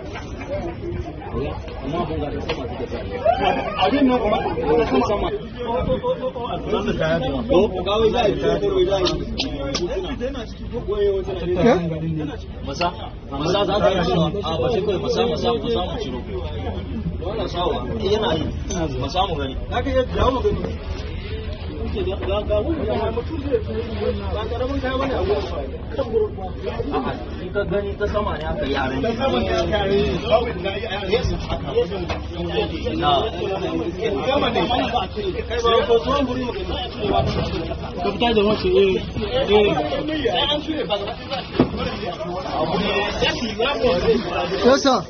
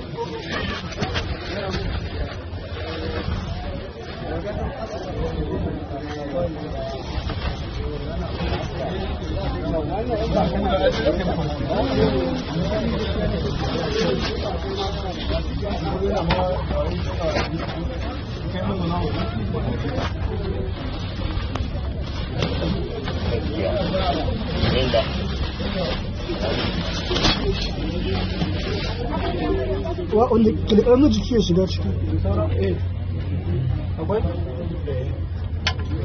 wanda ya shiga ciki ga gida ne wannan plate nan ku ya shi gani mana ina ba jiki yawa tsaya wajen kai Allah kai rike mai plate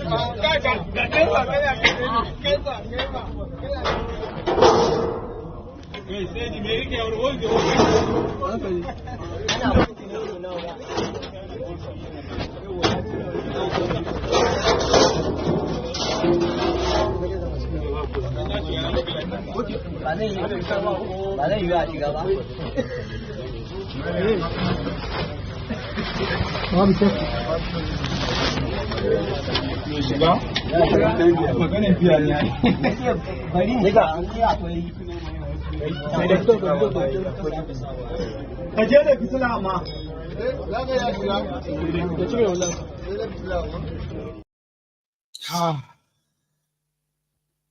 Who could have thought that there is such massive space or storage under their trailer? I don't understand how they came by that. It is like somebody sort of like did that to the truck, because I don't understand. I've never seen this kind of truck, right, with such storage facility underneath. And as they were pulling out the bags containing all these drugs, okay, because they have this drug pandemic as well in the northern part of Nigeria. It's like in depth, like, you know, the same people that will tell you they can possibly harm you for drinking alcohol. The alcohol is against their supposed religion and all that. In northern Nigeria, you know, there's nothing they cannot smoke as drug. Forget it. Like, it's so much that even housewives and children and what have you, they have all been like hooked on different kind of drugs in northern Nigeria. Some of them will drink codeine. You will see a little kid drinking codeine, 10-year-old, 9-year-old on drug. Those who can't afford the money for the drug, some of them have to go and you know, so like a sniff the latrine. Have you seen that before? Soak away. There are those who get high just by sniffing the soak away. You know, that small hole to ventilate the soak away. Those of you who are soak away at home, right? They will just face it. Their nose, their mouth, and the heat. You know, in a sunny afternoon, they've just like that shit. I just imagine more because Papa train now. Like, why you go to go soak away now? Why you go to go pick dry sheets? You know, people they say that they pick dry sheets They go smoke am. Oh, yeah, we want Yahweh already. They will probably say they are Yahweh. So when you now see this, and that is for drug, by the way. But in my own head, I was just like, oh, more. Just imagine how many weapons could actually be stored under this, thousands of trucks that are traveling all over Nigeria, north, south, east, west, back and forth. All you see them carry are the stuff you see on their back. What about those ones under? So my head was just like, oh, more. See the massive storage. And we are complaining about Nigeria having more guns than people. Do you know that? Do you know that? That there are more guns than people in Nigeria? Yeah, they call it a small arms infiltration, something like that, like small and medium arms. These are guns that you have no idea where they made them from. Some of them local, some of them imported and all of that, but they are being transported all over the Nigeria, wreaking havoc everywhere. So here is what should be the latest, right? From the staple of Very Dark Man. It's like alerting us again that he has now been accused, because it's like they told him to be coming back to sign. I don't know. Anyway, here is what he just told everyone about the new plot of the EFCC here. Please don't say it's a distraction. Just listen, right? There is more in there. Listen. All right, so I just left CFCC office now after spending over 4 hours there. As a matter of fact, I went straight from the airport. From the airport, I went straight to EFCC. As you all know, I was in Lagos on Saturday because of the traffic victims that returned from Ivory Coast. So I was in Lagos to receive them with Sir Allen Oyema, the owner of Airpeace, who availed this plane to bring them back. So when there, we received them. And then yesterday, I did not even rest. You understand? This morning, because of the appointment I have with EFCC, I had to come back. Now, on reaching EFCC, they brought up one allegation against me. That is very crazy. They said, one woman said, I've never been so irritated and angry like this before until today. I'm not gonna lie, I cursed the woman finish. I cursed Sam to the highest level. And like I said, I told them, they record me for video. I said, a guy go reach. Apart from say we go do court case, this woman go still go swear juju for this kind of thing. Yes, we don't they reach there. Juju now our ancestor package. You understand? I'm an African man. I not be church man. Do you understand? A guy we go river, we go swear juju for this matter. We go take person life. No jokes. And I told them, Oha. And what happened? They said the woman say, I even play the FCC officials. She later discovered that a social media influencer, Vincent Othe, aka Very Dark Man, had publicly unveiled an identical project. I am meeting up with some tech guys as well to discuss on something I'm bringing up, and that thing is to help combat this online vendor wahala and the rest. I'm putting in a lot of money. I don't put plenty money inside the thing, and hopefully this thing, when I want to, will help a lot of people not to be scammed. The case of Princess Udo raises questions about whether regulatory bodies can be trusted to protect intellectual property rather than exploit it. I urge the Nigerian government, the EFCC, and other relevant authorities to take immediate action to 1. Investigate this incident and bring perpetrators to justice. Strengthening intellectual property protection laws. Now, before I say anything, if you want to arrest me, I want to look for something very reasonable and very, very tight. Not be all these things. You understand? Because at this point, you don't look as if, okay, yes, there's an hidden agenda somewhere. Before I address this issue, I was with EFCC for how many days? They interrogated me. They don't bring this thing up. From nowhere, they carry this one come today. But that's not a problem. Now, let's go to this woman. This woman is alleging that, if you remember that video when I reached China, I said I come here, I don't spend a lot of money so that I'll feed they help people so that they will not be getting scammed. All these vendors, buyers and sellers, so we say you go send money to vendor no credit you, or vendor will send something to customer no go pay. All those things. I said, okay, I'm coming up with an idea that I spent a lot of money, right? So it took me to China to do all that research. So this woman is alleging that the idea is an idea. How, madam, first of all? Madam, how is it your idea? This is what I do in this country. This is what I use my platform to do. You get scam, very dark man, I have a big platform. I talk about it and I make sure people get their money back. I've collected millions over the years. How many years I don't did for this media now? Just from 2023 towards the ending of 2023 till now. I'll be towards the middle of 2023 till now. I know how much I don't collect for people who I don't help them recover. Millions! It's only natural. Say all these kind of things, they come my head. Do you understand? You, madam, now where they claim this idea and your idea, who know you? Who know you? Sorry to say, who know you? Who are you in the scheme of things? What have you ever done? How much have you helped somebody to recover, to claim that this idea is your idea? How much? You don't help person recover where you go say this idea is your idea. Like I said, if now want arrest me for over something more than do. And mind you, this same idea where they talk.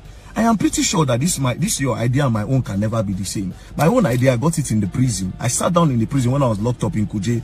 I sat down inside there, the idea came to my head. And more ideas. If I bust the idea for you now, billions. Do you understand? As a matter of fact, I know how many people I don't meet. People who don't they ready to invest. Millions on top of them. When I pitched it, even when EFCC was interrogating me, when they asked me that, oh, you said you have an idea, you know, in order to help people, I pitched it to them. The EFCC interrogate people that were interrogating, they were surprised. They were like, bro, you have ideas, big ideas. So you coming to say this, it's just crazy. Like I said, if you don't hold me, now want arrest me, I'm gonna find something very, very big. Don't be all these ones. I big pass all these things. Idea box 9 day here. I don't want to even talk about the people who say I don't send idea give where the entertainment industry. Coded where nobody know and they give them, they use and do their content. I be idea box. But I know they use and say they brag. So they told him this afternoon, like he said, he has a case to answer. Since somebody said, you know, he's using our idea. It's crazy, right? I saw that on my way to the studio. But meanwhile, yesterday, truly, 78 trafficked women. So, Côte d'Ivoire, Abidjan, were rescued or were brought back to Nigeria by the airpeace yesterday. And it was there, yeah, it's true. It was there at the airport to welcome them. This was when they left and when they arrived in Nigeria, I believe. Yeah. Right, so we are with some of our sisters that are going to be coming back to Nigeria on this. I've got to represent of the Nigerian community here. What's your name, sir? Yeah, my name is Tinubu. Okay. The public relation officer of the Nigerian community. So these girls are going back home today? Yeah, they are going. And my president is somewhere there. Okay. Yeah, I would like you to meet him. He's the President General of Nigerians in Côte d'Ivoire. Okay. So can you really tell us what's the count? How many girls are going back home? What really transpired with most of these girls, you know? And the advocacy that was started to bring them back home. You know, as you know, most of them were trafficked and they are victims of trafficking. Yeah.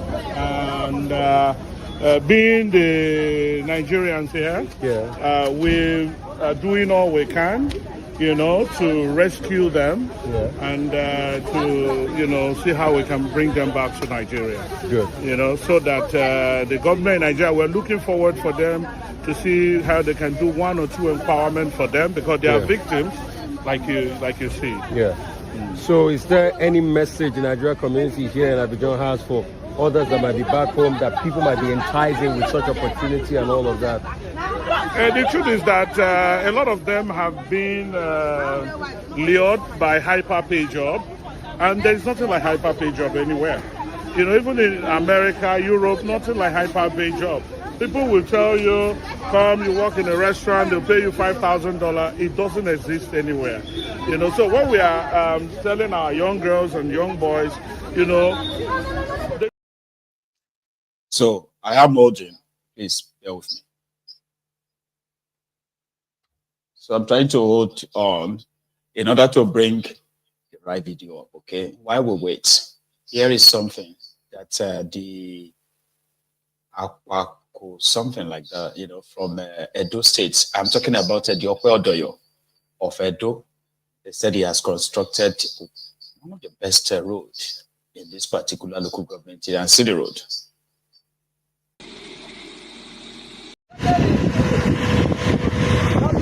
This is point 001, Ikakumo Road.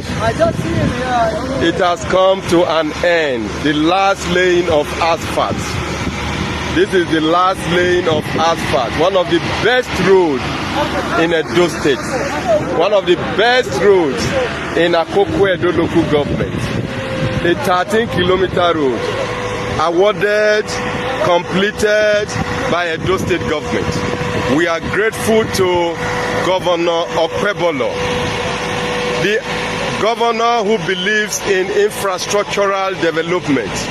Akpako Wonder, thank you. Akpako Rescue, thank you. Akpako Infrastructure, thank you. Akpako Wonder, Akpako Road, the people of Akoko Edo, we are saying thank you, thank you, thank you. God have sent you to the people of Edo State. May God continue to give you the strength, long life, the spirit to continue to do this for the people of Edo State. This is a contract awarded in 2017. Today you have completed the job. You did not say you didn't start the job. You came, you saw, and you completed it. We are grateful. Very beautiful road. It used to take 1.5 hours to get to Ikakumo from this point. But today, it is less than just 10 minutes. You are in town. Akpako Rescue, Akpako Wonder. Very, very grateful. Beautiful road to Ikakumo. Well, government is about the people. Governor Akpakomiza is truly showing that governance and government is about the people. Democracy is about the people. It's not me, I, and myself. Within 6 months in office, Governor Akpakomiza have demonstrated that government is for the people. This is true democracy. Democracy where people benefit. Democracy where people that are voiceless are given voice. All the farm produce now can get to the market with ease. Vehicles can fly with ease. Akpako Wonder, Eshe, Kaka, Mogbo, thank you. Naibia, Obulu, thank you. Akpako Master, Okweotoyo of Edo, and then his own hype man. He actually appointed a guy because he never stopped hyping him during their campaign. And then after, he continued to hype him. You know what I mean? And so, you know, somehow he's gotten the governor's appointment. So that guy is right there doing exactly what, you know, he chooses to do for Okweotoyo. So let's go back to that airport. How the 78 trafficked young Nigerians were received on their way back to Nigeria from Abuja. You have yours. One don't forget. God bless. You have yours. You have yours. Did I not tell you? Did I not tell you? Did I not tell you? You have your paper. You have your paper. Hold that your traveling documents. Your paper. Do you have your paper? Have you seen your own? You have your paper. You have your own.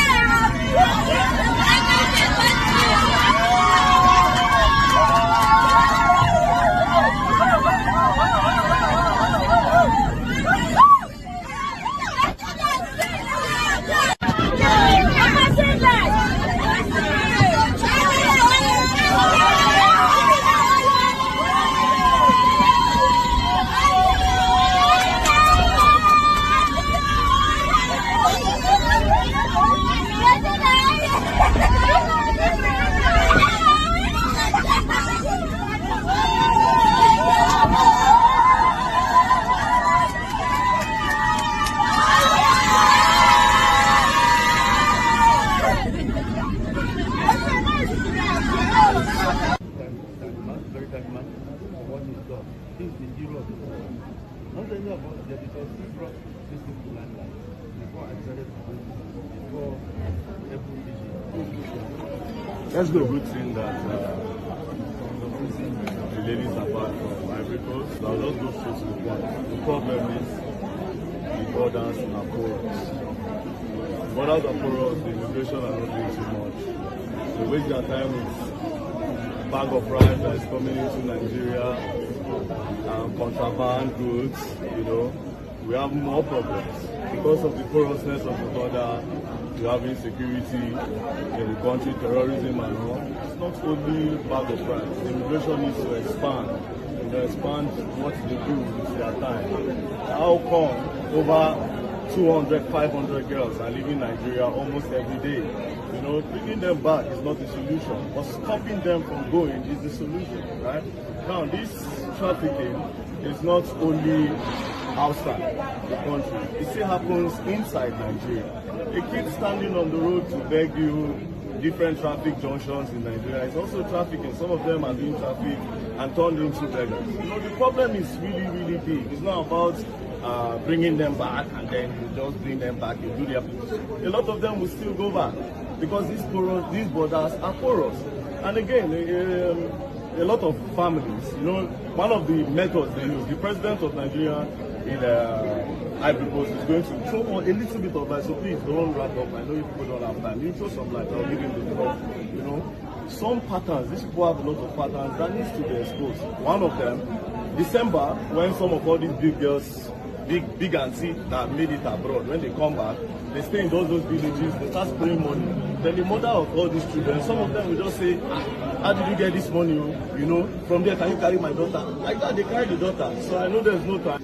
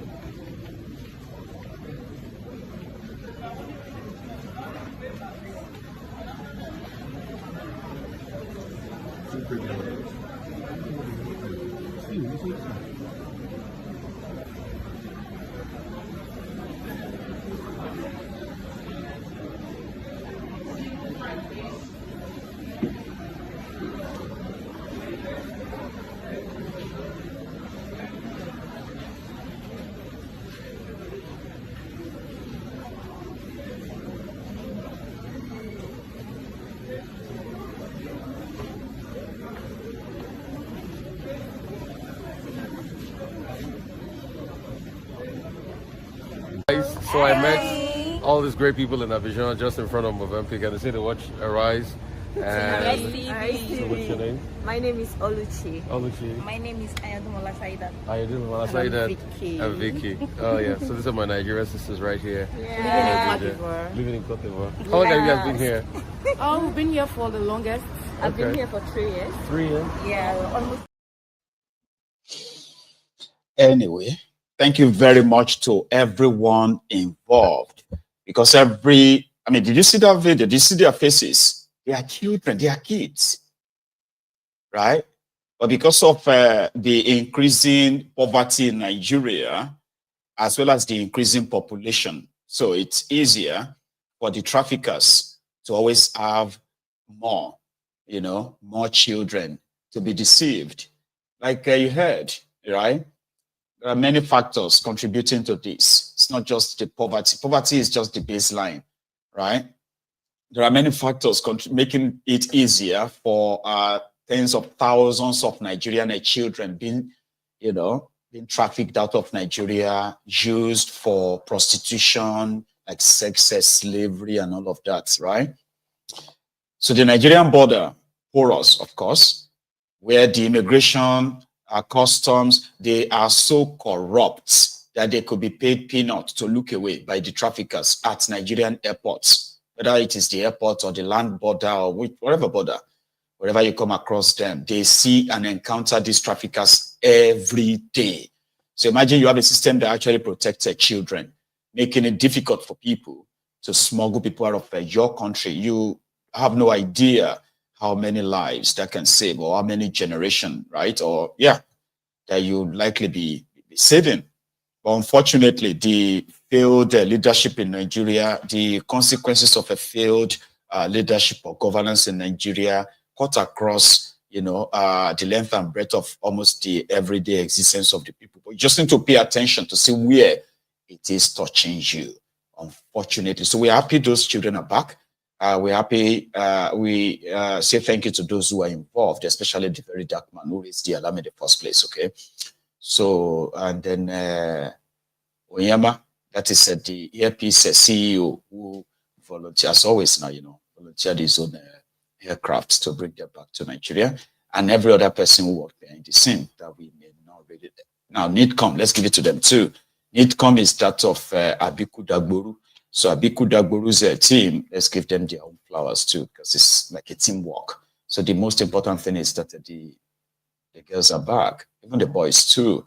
Unfortunately, what they left, right, that pushed them away from Nigeria is still very much there, if not worse. And like a very dark man said, the same process that got them out of Nigeria is still open. And some of them will be going back, unfortunately. Yeah, they will still have to go back. You know what I mean? But yeah, that is that. I don't know. The last time, the following people, I don't know, my mind just comes to you. All right, like specifically, Kalokbara, that's a very good brother of mine here.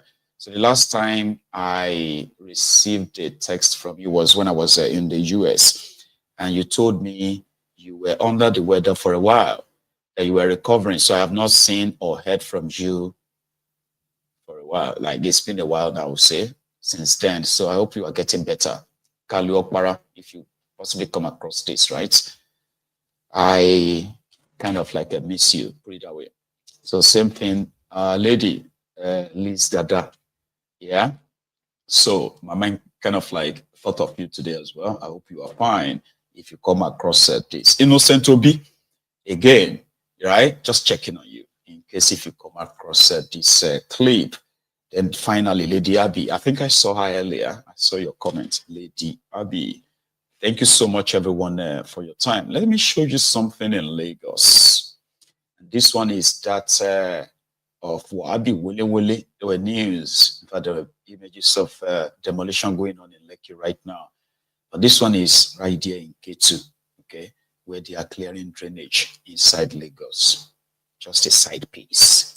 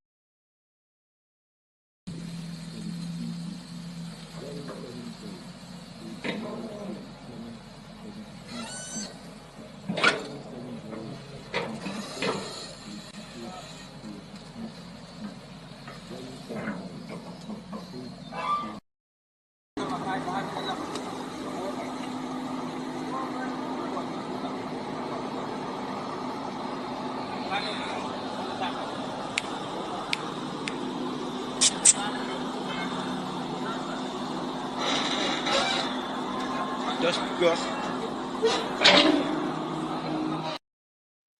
Garbalai, Celia, my dear sister, a lady, that was a drainage clearing. That sometimes you ask, like, when was the last time they did that? Possibly years and years. I don't know, like, I don't understand. Sometimes when, why I follow Wahab Tokumbo, right? The Commissioner for Environment in Lagos. Okay, is a guy that helps us to sort of navigate the in and out of Lagos, the real Lagos, not that edited night picture, afternoon pictures taken of, some of this high-rise building and fine sort of like a scenery and all that. No. If you want to see Lagos for what Lagos is, the mega slum, that is the job of a Wahhabi. Wahhabi, right? Will take you through the real Lagos, enough to ask yourself, like, is this the first time in 25 years that the government that they have been part of for 25 years is seeing this? Because finally, it's like they are doing something. Finally, they are doing something for 26 years. Is this Lagos? Is this also part of Lagos? Yeah, it's Lagos. The mega shitty. Here you go. So I sort of like his work, okay? Even though he's got his own query, lined, the tribal sort of like a sentiment, ethnic bigotry, which he, like others, really couldn't hold back, even when they are doing well on the other side, right? I'm just mentioning that. So that's somewhere in K2 in Lagos. So, brethren, I want to wrap it up now, and I apologize that you didn't have the chance of possibly phoning in and have an input tonight. Okay, so I always take the advantage of us not being so many to finish early and get some rest. Do you understand? So I apologize if that seems to be like contradicting to what you have become used to on this platform. Okay, but don't worry, I can always make it up to you. Okay, so please like the broadcast, share it, subscribe to my channel just before you go. And from what we did last night, I have this massive vote of thanks to give to all of you, our donors that supported Ayomide yesterday via the Yoruba Union's family support program, right?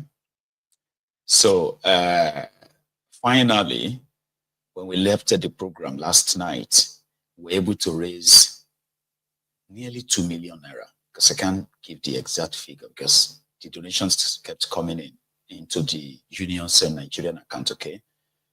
But this morning, I've been informed that, finally we actually raised over 2.4 million naira, 420,000 naira, I was told, but they'll bring that back here later, okay? So the union has decided to sort of round it up to 2.5 million naira. Plan on that, get the immediate need of, the twins and their mother, their personal provisions and the rest of that. Then at the same time, take her back to where she is expected to complete tailoring training. And we hope that since she's been doing that before she got pregnant, so we expect her to possibly be able to finish that training in a year. So therefore, the union is putting at least $1 million out of that money in a bank for her that will cover, when she's graduated, it will cover the equipment like machines and other stuff, include possibly even a place to set all of that up. And if we are going to support her then, at least it's just going to be an extra to what our money can do for her. So that is that. So Princess Balogun will be here in the next few days, because by then we should have been able to execute some of what the money can do for her. And she will come back here to give us an account on that fully, right?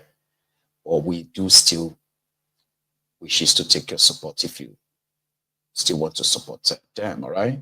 Because every penny really counts. And we are not talking about a child, or a baby. We're talking about 2. So think about that. So thank you so much to every one of you that really, really, really responded yesterday. Okay, I'm going to see you again after tonight. Enjoy the rest of the evening or night. And join me here again tomorrow. So, good night from here.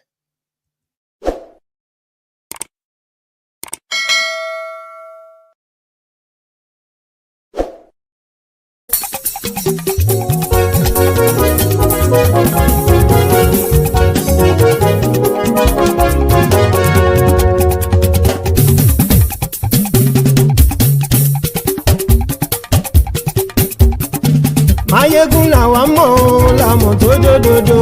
Mayegun dayari Mayegun number 1. Máyégún làwa mọ̀ láwọn tó jódodo. Máyégún dáyàrí náà ibi nọ́mbà wọn. Máyégún ti dé o ọ̀rẹ́ ará ìlú. Máyégún dáyàrí náà ibi nọ́mbà wọn. Lórí Facebook lórí YouTube. Máyégún dáyàrí náà ibi nọ́mbà wọn. Gbogbo bó ṣe ń lọ ni Máyégún já wa sí. Máyégún dáyàrí náà ibi nọ́mbà wọn. Àṣírí ọ̀jẹ̀lú kì í bò níbẹ̀ o. Máyégún dáyàrí náà ibi nọ́mbà wọn. Bó bá ṣe eré àní Máyégún máa wí. Máyégún dáyàrí náà ibi nọ́mbà wọn. Ó sì tún ṣe eré wàá gbọ́ níbẹ̀ o. Máyégún dáyàrí náà ibi nọ́mbà wọn. Máyégún dáyàrí pòlítíkò. Máyégún dáyàrí náà ibi nọ́mbà wọn. Godfatherism kò sí lọ́rọ̀ Máyégún. Máyégún dáyàrí náà ibi nọ́mbà wọn. Ẹ farabalẹ̀ sẹ́ o kẹgọ́rọ̀ lẹ́nu o. Máyégún dáyàrí náà ibi nọ́mbà wọn. Àní Máyégún làwa mọ̀ tó dódòdó. Máyégún dáyàrí náà ibi nọ́mbà wọn.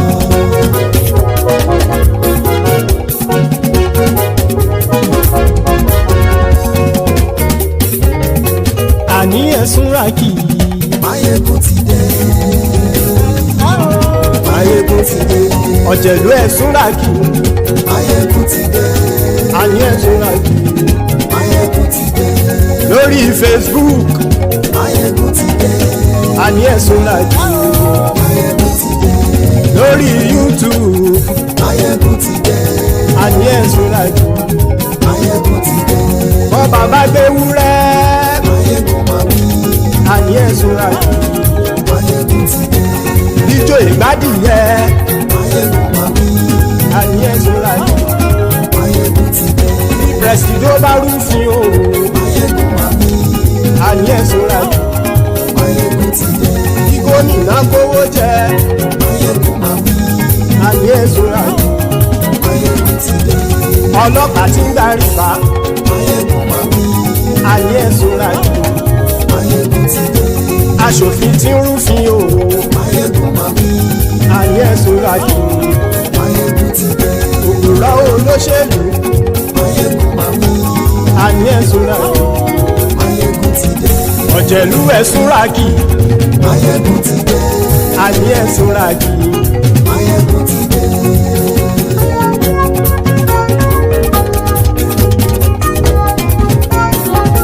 Máyégún ti dé. Gbogbo ọ̀jẹ̀lú ẹ̀sùn ràkì. Máyégún ti dé. Gbogbo ọ̀jẹ̀lú ẹ̀sùn ràkì. Ṣùgbọ́n ní bá ti ṣe èyí tó yẹ kí wọ́n ṣe, ọmọ bá dèrò ní fi wọ́n níran o. Máyégún ti dé.